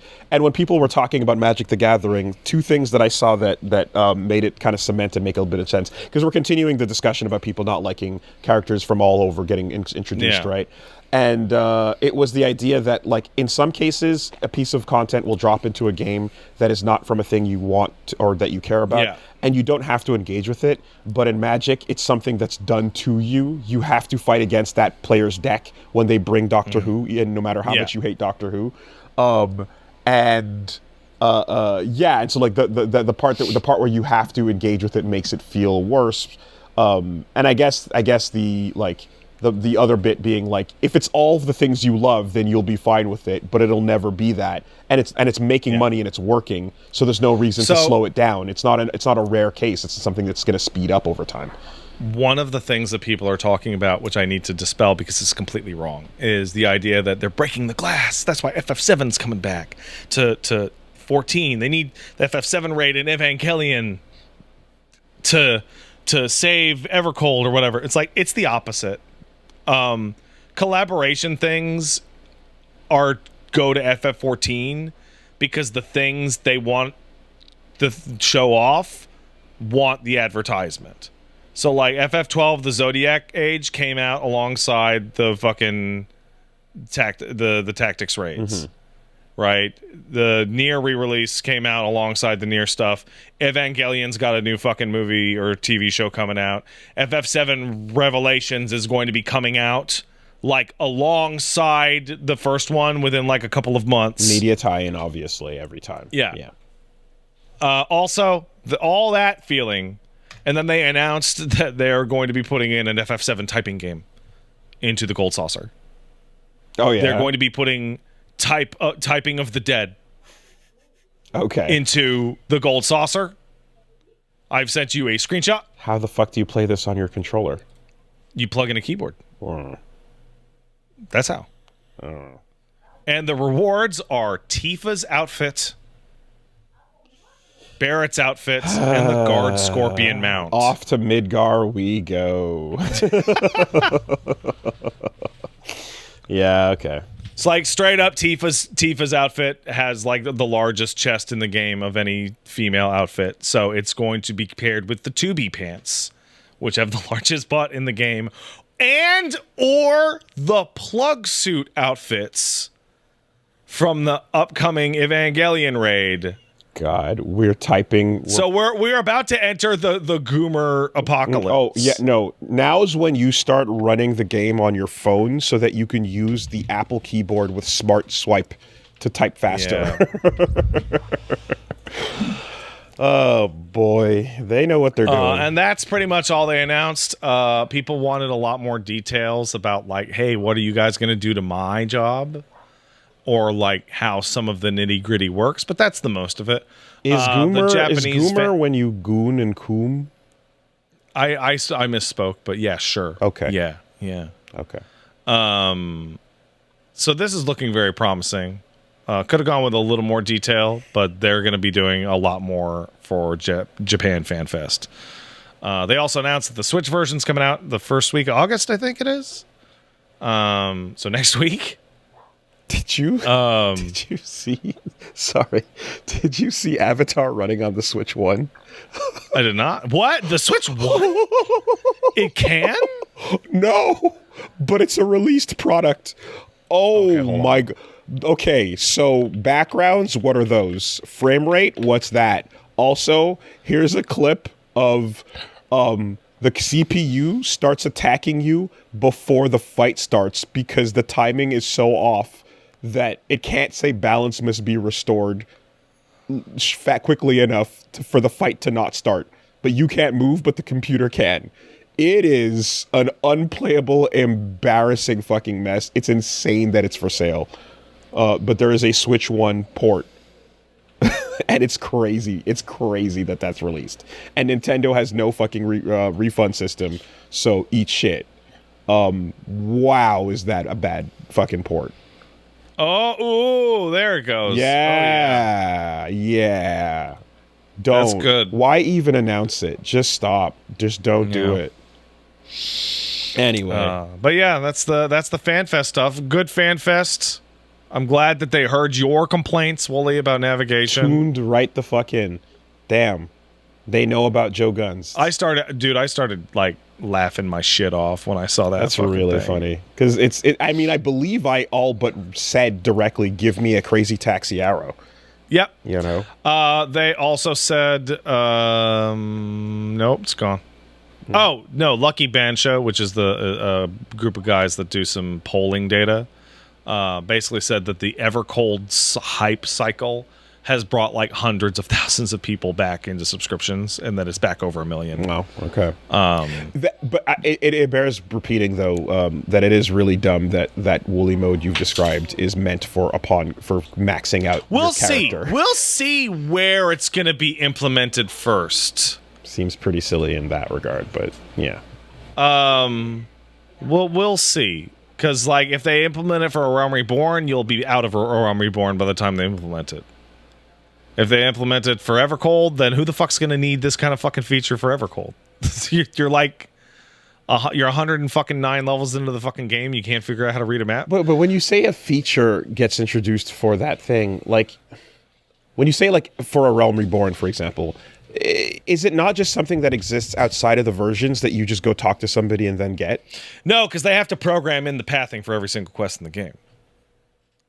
So you can't make somebody go stand in the middle of town that offers you a feature that's released into the game, even if you're not in that version? So most features, when they come into the game, applies to everything. Yeah. Right? But this feature has to be programmed in and set up per quest. Right? Because they need to map out the pathing. Oh, manual. Yeah. Okay. You're right. The actual Google Maps has to go back and fucking do the thing. Yeah, they have to build a mapping system, and then they have to apply it to every single thing in the game, which could take a bit. It could take a bit. Or they could have it try to, like, auto-figure out its pathways, but then rely on getting led in the wrong direction and all kinds of problems. So, yeah, I see. Okay. Yeah, very happy with that. That's going to be cool. Aside from that, I didn't do all that much. It was mainly Moldrise, Super Seducer, Tokon, and the FF14 stuff. Okay. Speaking of which, this week, I'm going to be playing FF14 with you on Thursday. I'm going to be playing 14 with the gals at 7 p.m. Pacific on today, Monday, and Wednesday. Friday is Pal World. And on Saturday, I'm going to check out the new Xenoblade Chronicles 2 release because Kai asked me to. Yes. I saw something along the lines of, like, the rights are now back with the right holders.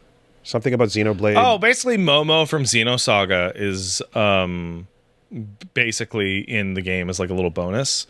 And that's weird because Momo from Xenosaga is a copyrighted character owned by Bandai Namco.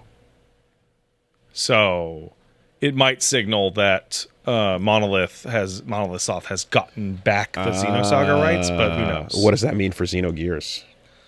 It means shit all. Square owns it. That's that. And they'll never let it go. Yeah. You'll see someone asked, am I going to be on Grinding Gears? The answer to Grinding Gears is no. I'm not going to be on Grinding Gears this week. I'm probably going to be on Grinding Gears next week, and also I might have to reschedule some FF14 stuff with you, Willie, because I'm going to be coaching Garrett through DMC5 next week. Okay. He has not touched it. He has not touched it since Devil May Cry 3 on its original release. So I have been working to get a double stream layout thing set up where we swap between our perspectives and a whole thing. Nice. Because we were doing the grinding gear thing, and he's like, "Oh, I'm thinking about playing DMC5. Do you know anything about it?"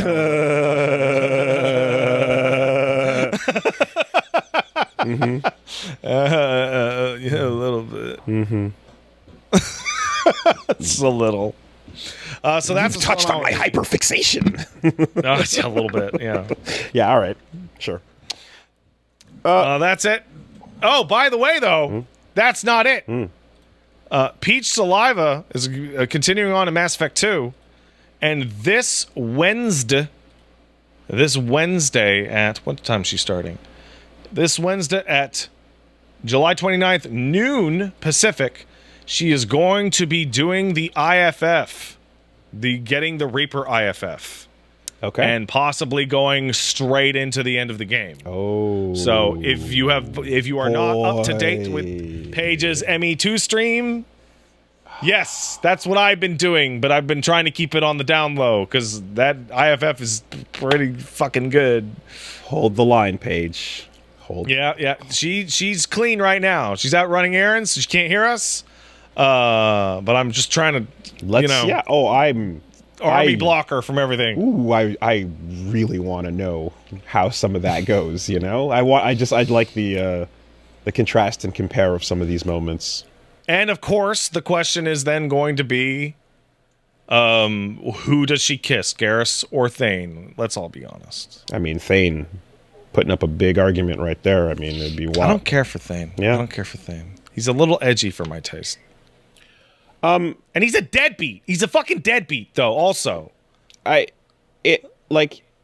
you're telling the fact that a Garrus body pillow does not already exist in your house prior to this LP starting shocks me. Do you know why that is? Mm-hmm. Well, wait, hold on. We do have this. Well, there you go. We actually picked this up at like almost 10 years ago. When she saw this little plushie and she's like, "Who's this cool little alien guy?" Like, that's Garrus. Yeah. You like Garrus. Just make out with it. Yep. Make out with it a little bit. But here's the problem. You can't even look up Mass Effect merch when you're in the middle of the Mass Effect playthrough. Don't do it. You can't even type that shit into a search bar. Like, you can't do nothing. You have to pretend it's not even real. Yeah, you need Sherpas. Okay.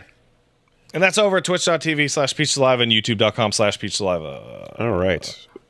That was a big, beefy set of weeks. In fact, that was the vast majority of the podcast. So let's do what we can with the time we've got left. But there's some news. Well, I included like a bunch of news on mine. Of course, yeah. Right? We touch on, and that is always a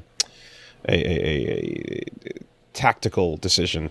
Hey, also, shout out to the 2XKO devs for showing their big sad pussies. And crying about the name change. So the article was basically 2XKO naming things is hard, and it was about why they came to that conclusion and what the deal is. And essentially it was just, these are the criteria, here's what it was. And I think it was just to address it once and for all because everyone was asking. They definitely could have just not. They took a shot at Uniel for no reason in there. With the way too many. Well, yeah. I forgot what the fake name that was used, but it was like. It was Melty Blood? Was it Melty Blood? No, I thought it was an EXE latest kind of dig. Yeah. Where was it? Anyway, whatever. The point is, I mean, that's a goofy ass fucking name, regardless. But the deal is just to, I guess, to address once and for all, and to never have to go back to it. Why they didn't go with like League of Fighters or Fighting Legends or any of that other stuff. And they gave some examples of worse things that were on the drawing board, including. So here's the problem: Dare to Be and My Main. That one's god awful. Here's the problem, right? Mm-hmm. So you're the type of guy that has fallen into this trap before, which is if I just keep explaining, people will come around. And the problem with their explanation was that they said, here's a bunch of names. Aren't they terrible? But some of the names they mention in that post are way better. So they're way better. Runeterra Rumble and Lethal Tempo are legitimately way better names. I don't like than 2XKO. Runeterra Rumble I kind of hate because it's really boring, but Lethal Tempo sounds sick. Lethal Tempo is awesome. Lethal Tempo sounds sick as hell. I completely agree on that one. You know what? I'm going to start calling it Lethal Tempo. I will say that I didn't get, when I read it, I thought it was going to be like, yes, woolly.exe, keep explaining, but it struck me more along the lines of, yeah, it's weird, we know, but that's why we did it.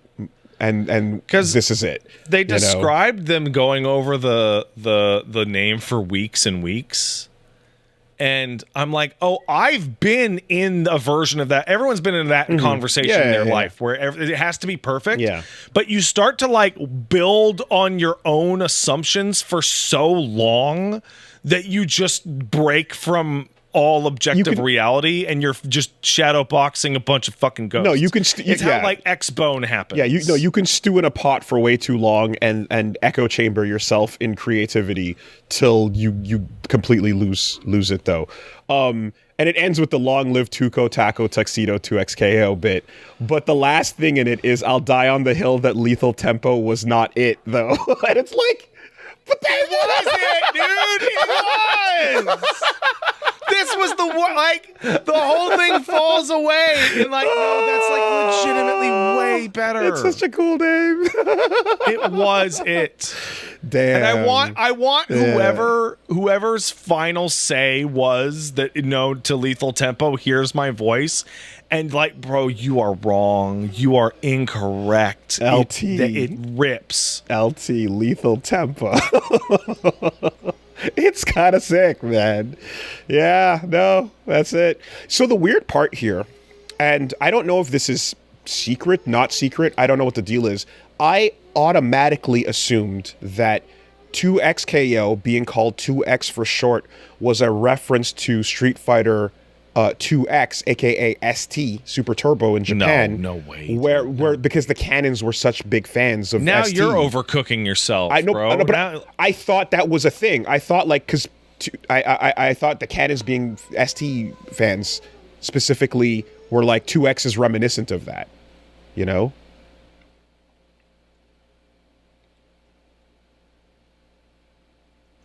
Okay. Well, no, that's okay. That's Huff Cope. So I feel like this is not coming out of nowhere. I know this sounds weird, but I really don't think it's coming out of nowhere. I feel like somewhere between my brain is hitting me with, but like, because inside fucking FGC player baseball shit, whatever, 2X was what Japanese players called ST.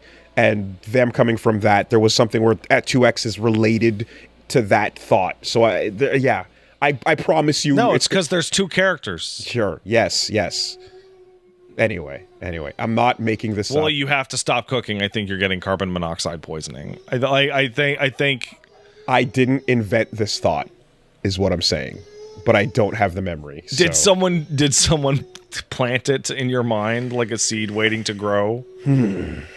All right. Well, in any case, it's not something we'd know here, but the 2X is a taken term in fighting games. Yeah. Lethal Tempo is so much fun. I can't get over it. And Lethal Tempo is a fucking league term. Is it? It's an existing term. It's a power up. Oh, really? I didn't know that. It makes you. Hold on. Let me look up the exact effects. Lethal Tempo League. Lethal Tempo. Basic attacks against enemy champions grant a stack, refreshing on subsequent. It's basically a fucking buff that allows you to just attack faster and faster and be more aggressive. Okay. So it's about aggressive play. because it's lethal tempo, Okay. like a fucking fighting game. like That wasn't just out of nowhere. It was an actual No. Yeah. reference to. Okay, sorry, Spider, you're fucking from here, and FGC. You know, yes, 2X ST. Yes, okay, all right, thank you. Just holy shit, losing my mind over here. This is confirmed. Hold on, I'm gonna ban this guy. Nah, yay! You leave Alex alone. You sitting silent when you could back me up, you asshole. You sitting silent, making me look crazy when you could back me up. You son of a bitch. Maybe you should ban him. Fucking piece of shit. You could have stepped in, but you watched me get rocked. If me and Wooly are arguing and someone comes to help him, I'm just gonna quietly ban them with so that facts. he can't see. with facts and logic. Goddamn it! All right. So what else happened? There was a really, speaking of MMOs, so Evercold and all this news is happening on the 14 side. What's happening with World of Warcraft? What is happening with World of Warcraft? Well, I'll tell you what's happening. According to Reddit, Wowhead, and a number of other sources, right. there was a GM intervened in a high-level mythic dungeon and was instant killing mobs to help a friend that was streaming get a limited time title. This is a classic. This has always been a problem. This has happened before. It's happened hundreds of Wow. times. Okay. But usually it's not caught on the dash cam. Right? That's funny. Usually you do this in private where no one can see you, so that who's going to know? Right. Who's going to know? Well, in this case, it was a big streamer friend, and apparently, in addition to the killing of the trash mobs, it allowed them to complete the last boss under the like a record percentage or so. For anyone who knows what it means, it said it was a plus 23 NPX. So, yeah. I saw someone basically saying... they weren't streaming. They got caught because the pickup group tank was logging the run. Oh, that's extra funny. Okay. So logging is when you record, depending on what game you're playing, it's against the rules or not. Like in 14, it's against the rules. But you log like your clear times. Okay. And then you post them so that they can go into like a statistical breakdown of like, hey, are you... What did you do? In the top 1%? Mm-hmm. And there's times that are impossible. Right? There are times that just can't happen. And you're like, you beat the final boss in 2 seconds? What? Because Blizzard had an employee that showed up and helped you do it.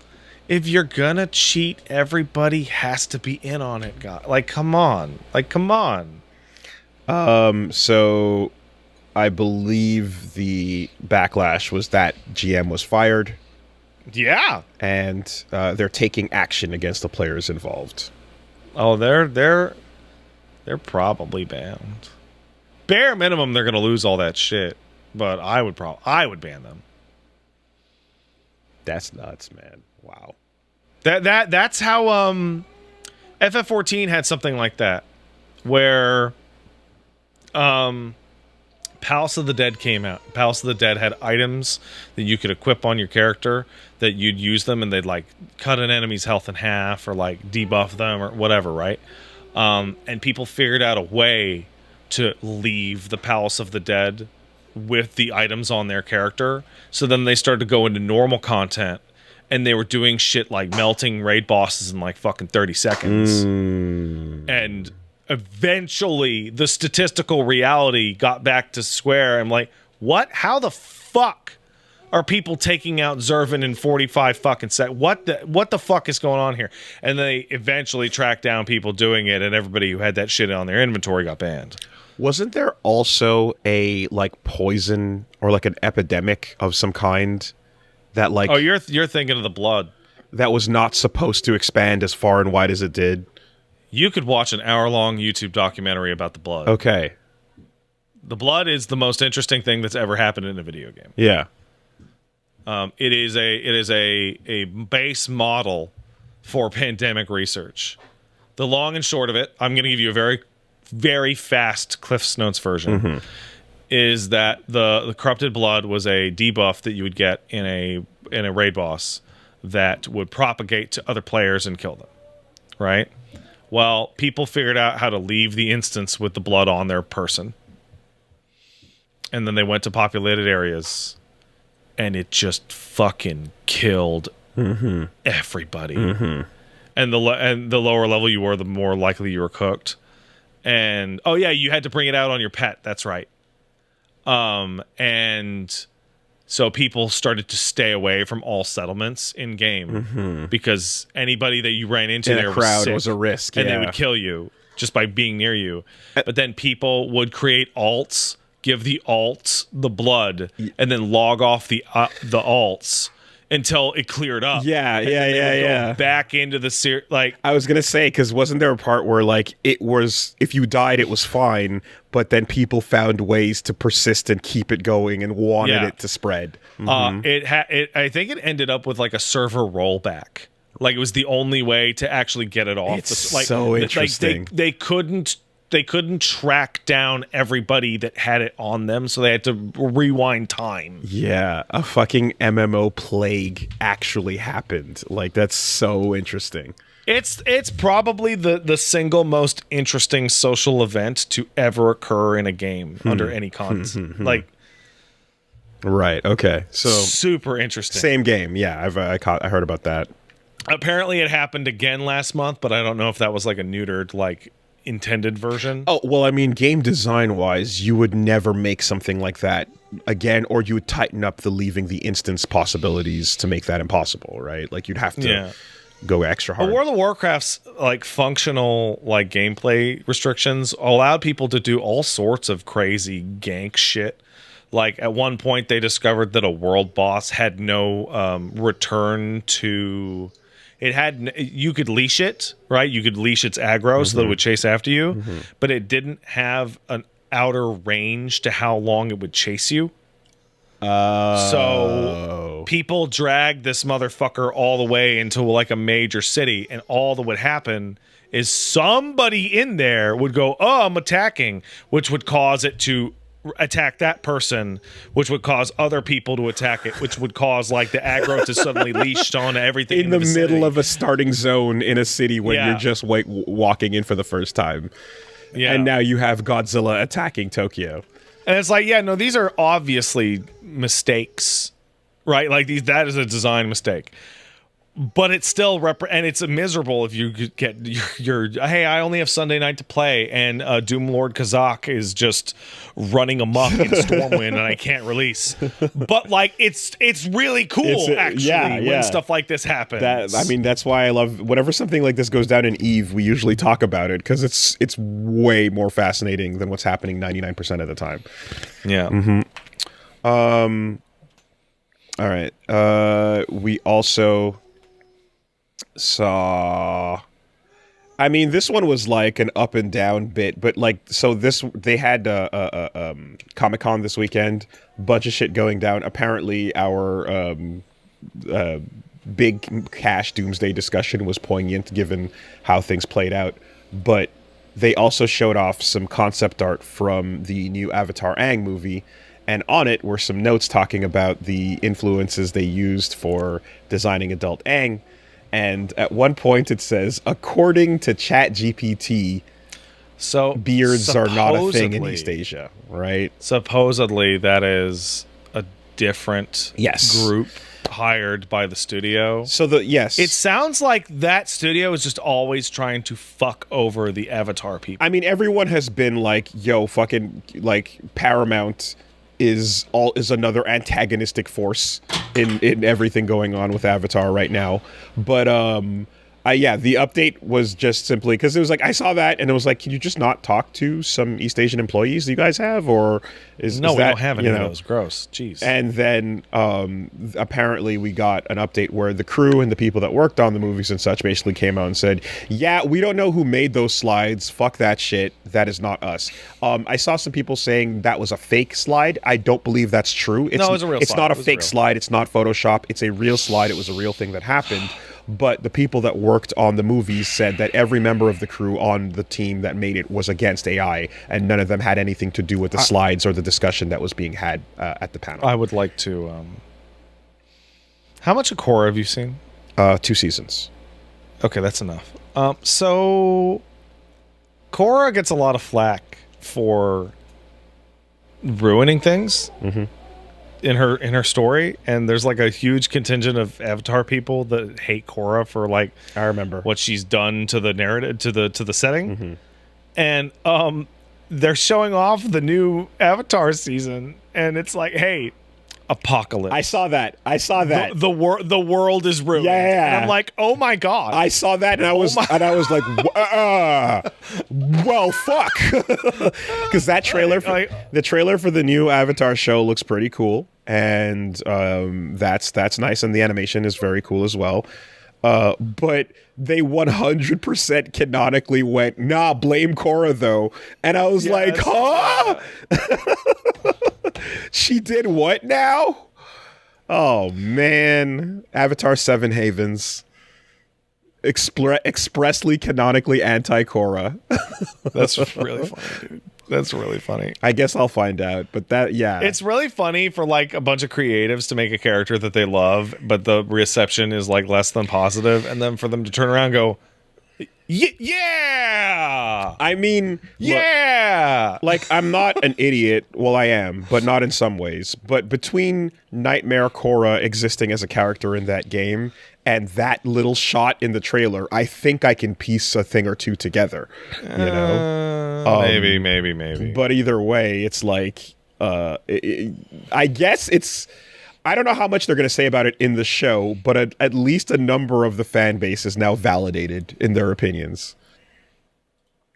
Or you can just ask ChatGPT to see how they feel about Korra.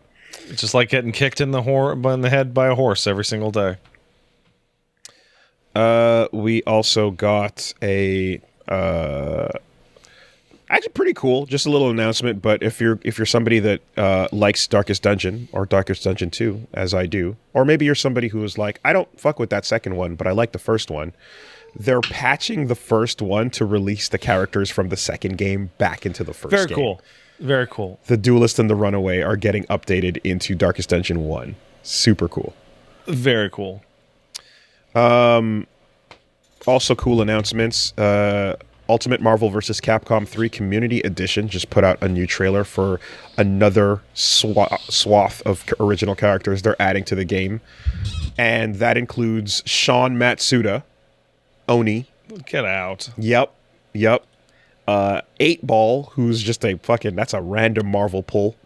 Prowler, Juggernaut, Magma Dragoon, and Hideo and Kyoko from Rival Schools. So cool shit coming there. Shout out to Heath Knopf and everyone else working on that stuff. It's awesome that's still Heath's working on that. Yeah. Heath is actively. That guy beat me up a bunch with reason. He's fucking in there.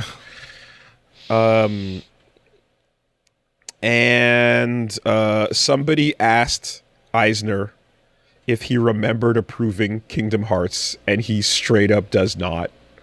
Well, no, nothing's gone on with it for like a decade or whatever. Like, that shit's never going to happen. There was an interview with the managing director, Shuji Utsumi, back and then, and he was handling Disney's Asia Pacific division. They were doing... There's the whole story of how Kingdom Hearts happened, right, with the studios next to each other, the elevator ride and all that stuff, right? That's the story I've heard. But the other part of this was to then take the idea to Eisner and get him to approve it. And they said that when they ran the fateful day when they ran Kingdom Hearts by Eisner, he had over 100 members of management with him, and he characterized the demeanor as that of an ancient Chinese emperor. That's pretty good, man. He walked into the king's court, and 100 fucking courtesans and you know, noblemen sat surrounding him. And eventually, when they got the pitch going, his response was, "All right, keep at it and do it right." but he currently has no recollection of any of this That whatsoever. sounds like the kind of thing where it's like, I just I don't want anyone to come up to me and be like, what the fuck about Kingdom Hearts, right? Anything better than that is fine. Also, he's really old, so that's fair too. But yes, the idea of just like, if 100 people around me are all giving me the thumbs up and saying, yeah, looks good, then very well, maybe even just a hand gesture, and then put a big hat on with Disney ears. An ancient Chinese emperor, Eisner. I see it. Shit. Anyway,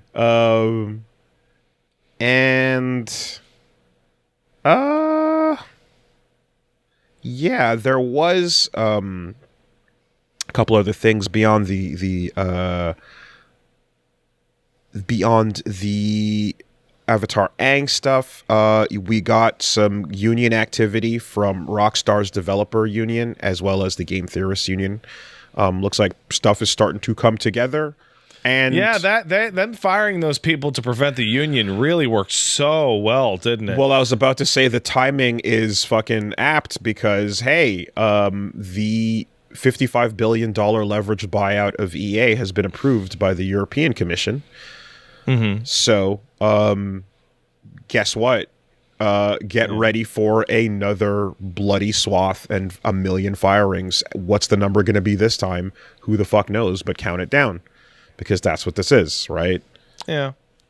I remember, like, once upon a time, the idea of your company getting acquired, of an acquisition occurring, like, kind of went hand in hand with, like, now you're going to sell your shares and buy a new house, and then Don Draper is going to light your Lucky Strike cigarette as you smoke outside and celebrate. And it's well, that's always been true, even now, for the owners of the company. Well, the difference being the employee. The only people that hold any share or stake in it. Employees getting smaller and smaller as a group, whatever that word might mean. C-suite, actually. I remember a very good video a long time ago by a YouTuber who doesn't do anything anymore called Mr. B-Tongue. Mm-hmm. And it was about BioWare being bought by EA. Mm-hmm. And he described the tone at the top and how BioWare was a company in its infancy designed by people who wanted to make games more than they wanted to make money with their medical technology practice. Literally switched their entire goal as a company. Right. Mm-hmm. And getting bought by EA, and then even if EA says keep doing whatever, it has fundamentally changed the relationship between the people making the game and the game itself. Mm-hmm. Because who used to be the big cheese and the only guy you had to answer to, the doctors over at BioWare, the guys who are obsessed with quality, is no longer the top of the chain. Because now they have to worry about making their boss happy. Yep. And you know what their boss wants? Infinite fucking dollars. And so even if they're like, we want to make the best game possible, they still have the specter of changes, of firings, of mismanagement, of pushes over their head if they do anything but crank that number higher and higher. Right? And now we're seeing it go from BioWare to EA, and now EA to the Saudis.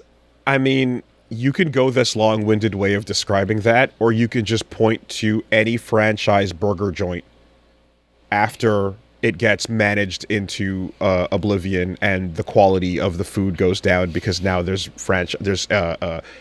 expansion and franchise and quality and costs and things that have to drop down. There's a restaurant analogy for this, and it's very simple.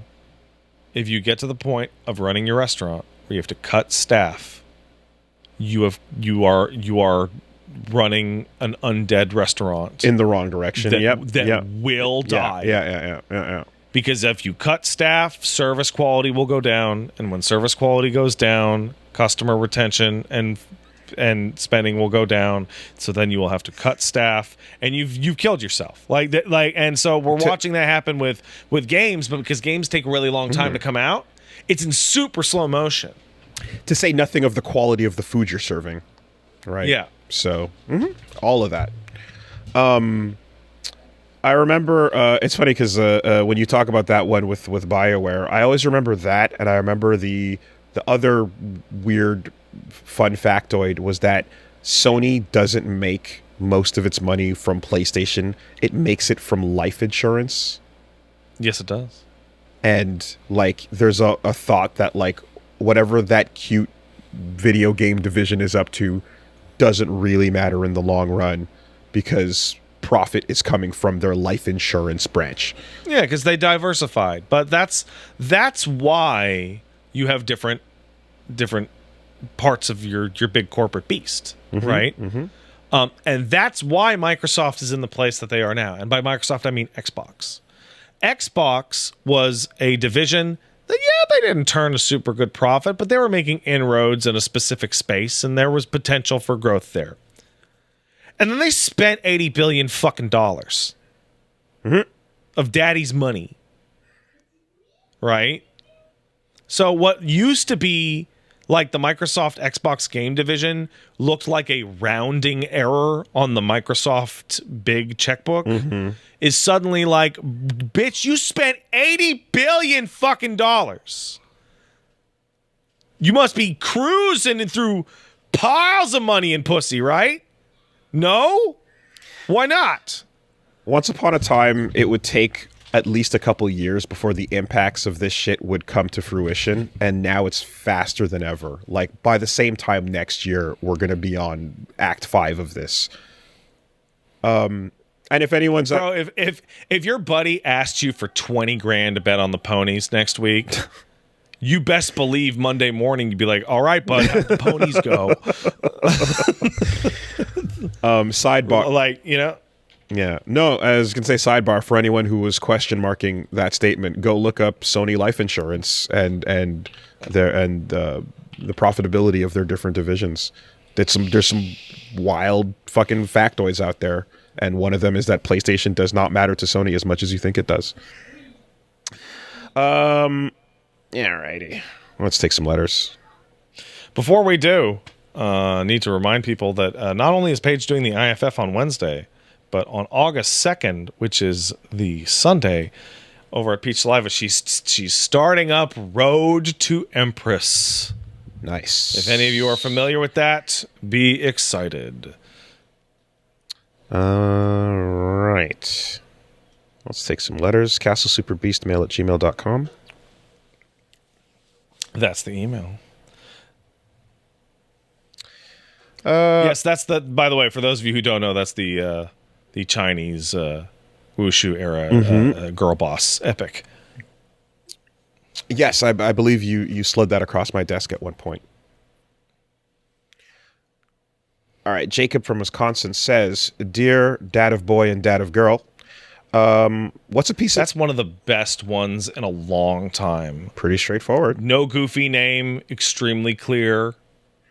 What A plus start to the email, Jacob. What's a piece of media where you love one aspect of it but have no interest in engaging with the rest of it? For example, I love the music in Guilty Gear, but I've never played the games." I have that relationship with Ace Combat. And it's not because I don't think I would love Ace Combat. I just simply haven't gone in and played them. But fuck me, that music is that music holds my soul hostage. It's so good. It's so insanely good. I really like MiHoYo's design work, but I physically cannot play their games for any length of time. They make me go completely insane. Like they're damaging to my life and health. I think did you feel that the most with Zenless? Yeah, dude, Zenless fucking rips. like the fucking aesthetic of Zenless is fucking unbelievable, and I can't play it because it'll make me go crazy. That sucks. Yeah, I guess this is sidestepping it a little bit because it's not like I'm refusing and I hate that stuff or that you're or so, but like it's for other reasons that we're not getting into that component. There was a RPG that just came out. There it is. Dragon Sword Awakening. Do you know what Dragon Sword Awakening is? No, but is that Ninja Gaiden related? That's what I think of. No, Dragon Sword Awakening is a goddamn Genshin Impact clone that has been released like a normal video game. Oh, de-gachified? That's funny. That's funny. Offline gacha. Okay. Yeah. Okay, interesting. And I'm like, that by default makes me go, that's... Another answer to this question is, I don't have to get into it every single time, but I've talked about The World Ends With You enough on this subject before, so yeah. And one... Wow, there's so much cool stuff in The World Ends With You. Very cool stuff. Looks cool, sounds cool. Cool concept, cool story. Yeah! You try and touch it, your body just makes that noise. At least that one version. It's like you pick up the DS and you just utter like a guttural like GBA level Pokemon noise.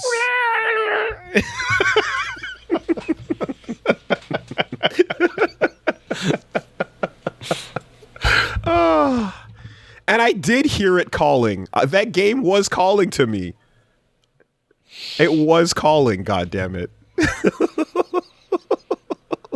Yeah, I don't know how I nailed that noise, by the way. My throat did something there I can never do again. Yeah, no, I think because you sound a little hoarse. I am a little hoarse, so it worked. It worked for that. Yeah. All right. Dear real grade Pat and master grade Wooly, pilots of Castle Super Beast. As I gathered intel on the latest bullshit Japanese multi-layered puns, this time it comes from the Gundam franchise. As you might know, there was a recent announcement of a new Gundam project from Bandai. I saw this. There's a new anime called Mobile Suit Gundam RG XARX0. And that is supposed to be a prequel to a recently announced game, Rogue Orbit, from 100 years before. The pun comes from the name of the series' titular mobile suit. XARX0 is pronounced officially Alex Zero. The first X is silent because reasons. The second layer of the pun comes from the later part of the name. RX0 might be a reference to Unicorn Gundam, as its serial number is RX0. And the cloaked MS on the trailer seems to have a shoulder designed very similar to the Psycho frame. I gathered this all from Twitter and Reddit. Hope you have a wonderful week with your loved ones. What the fuck, Japan? I'm going to just hold up my hand here and just say that puns that require like an editing note that's more than 3 words long are not puns. They're not puns. They're not wordplay, right? Wordplay and puns rely on shared knowledge of a language, homophones, idioms, etc. Just swapping letters around and saying, by the way, don't say this one, and then it technically works, I guess. It's nonsense. It's G-cucks. I don't care what it's supposed to be fucking pronounced. Yeah. Well, so there's that. It's Dicko. I read this as like Zarks and assumed that there was something Ixox, that there was going to be some sort of, like, I said that to myself a couple times to be like, is there an Englishism here? Ixoxu, I couldn't get it. Someone in the chat goes, yeah, but language barrier. Puns are wordplay. You shouldn't be engaging in wordplay in a language you fundamentally don't understand, no matter what that language is, because you're going to make something that just doesn't make any fucking sense. If we went for one of those, like, oh, that's how you read this person's name, manga jokes that they make all the time in Japanese, not fucking understanding it, that shit would come across super weird sounding for sure to a native speaker. They announced Kamen Rider MY-TH and it's like, I'm like, Misu? It's myth, but is it really myth? It's never gonna be just myth. It's not Kamen Rider myth. Mice. Mice. It's fucking mice, dude. MYTH. Myth, Kamen Rider Myth, is actually Kamen Rider Mice. That's a lie. I swear to God. This isn't Like- a pun. This isn't funny. You're just a lie. Like Gundam, we're talking about the Gundam series, but fucking Kamen Rider Mice just announced worst itself. It's crazy. That's the worst one I've heard in a while. It's out of control, dude. They don't care. But how are you supposed to get it when it doesn't make any sense? It's not even remotely close to what it should be because, again, it's how it would be pronounced if you were a Japanese speaker reading English. And then you would have to take the passing... But it's in English. But then you would have to take the passing familiarity and compare it to another word that sounds off. So... Why use myth becomes misu, but it's not close enough. So maisu, and we don't say mice, we say maisu. Therefore, you get the joke when you see the helmet that kind of looks like a mouse. This reminds me of a long-standing thing that I have seen in person, been told in person, and read and watched from Asian language instructors for Asian language fluency, which is you're not saying it racist enough. Oh my God. like yeah, so okay. I know it. Like Westerners, I know. Yeah, will try and hit it, and it's like no, you have to you actually need to crank it up a little. So for people to understand what you're saying. I know what you're talking about, and this is a thing that is taught in language lessons from from speakers who will say in whatever language one of the strongest steps to sounding convincing or sounding like you're speaking correctly is to take the accent you would say in English in your brain, turn that on, and then speak the language. And that applies to French. And crank it up. Yeah. Just like really. Yeah. You know, if you speak French and you know, then you can. Yeah, you sound better. You will speak like Americans trying to like kind of be respectful and speak French. It's like no, you just kick it up. You're Parisien, you're Français. You know, your French will actually sound more Parisien if you turn on the and if you're speaking Quebecois and you turn on the wah. You're gonna just put a cigarette in your mouth. You know, you will sound more accurate about it 100%. So yes, if you do learn some Japanese and you fucking, you know, sometimes you got to write Ryan, and then that'll be. Sometimes you got to say el condiciono, right? No, it's like the book. I'm in class, and the book is literally going helicopter. Yeah. Right? And it's like, this is how you say it. It's an English loan word, yes. Obviously. Helicopter might not land, but helicopter is actually what is understood. So that's correct. Anyways, before we get out of here. But then when you switch back to your language, turn it back down. don't get stuck. No, you're stuck in the loop. no, don't like, you got to toggle it off, God damn. right? You got like man, it's so interesting listening. I think I was talking about this when Jam came out. That is Kuradoberi Jam. Yeah. Because when you listen to her speak in literally figured this out like a couple of months ago.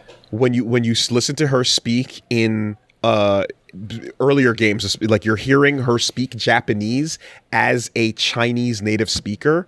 So like she has an accent and pronunciations don't sound 100% like the other characters do because she's speaking as somebody who is Chinese that learned Japanese after the fact. Yeah, and at me as an English person didn't have a shot in hell. Cloudberry? Oh. Yeah. What? Really? Yeah. It's not cranberry. Just before we get out of here, hold up. Something arrived. Oh, no.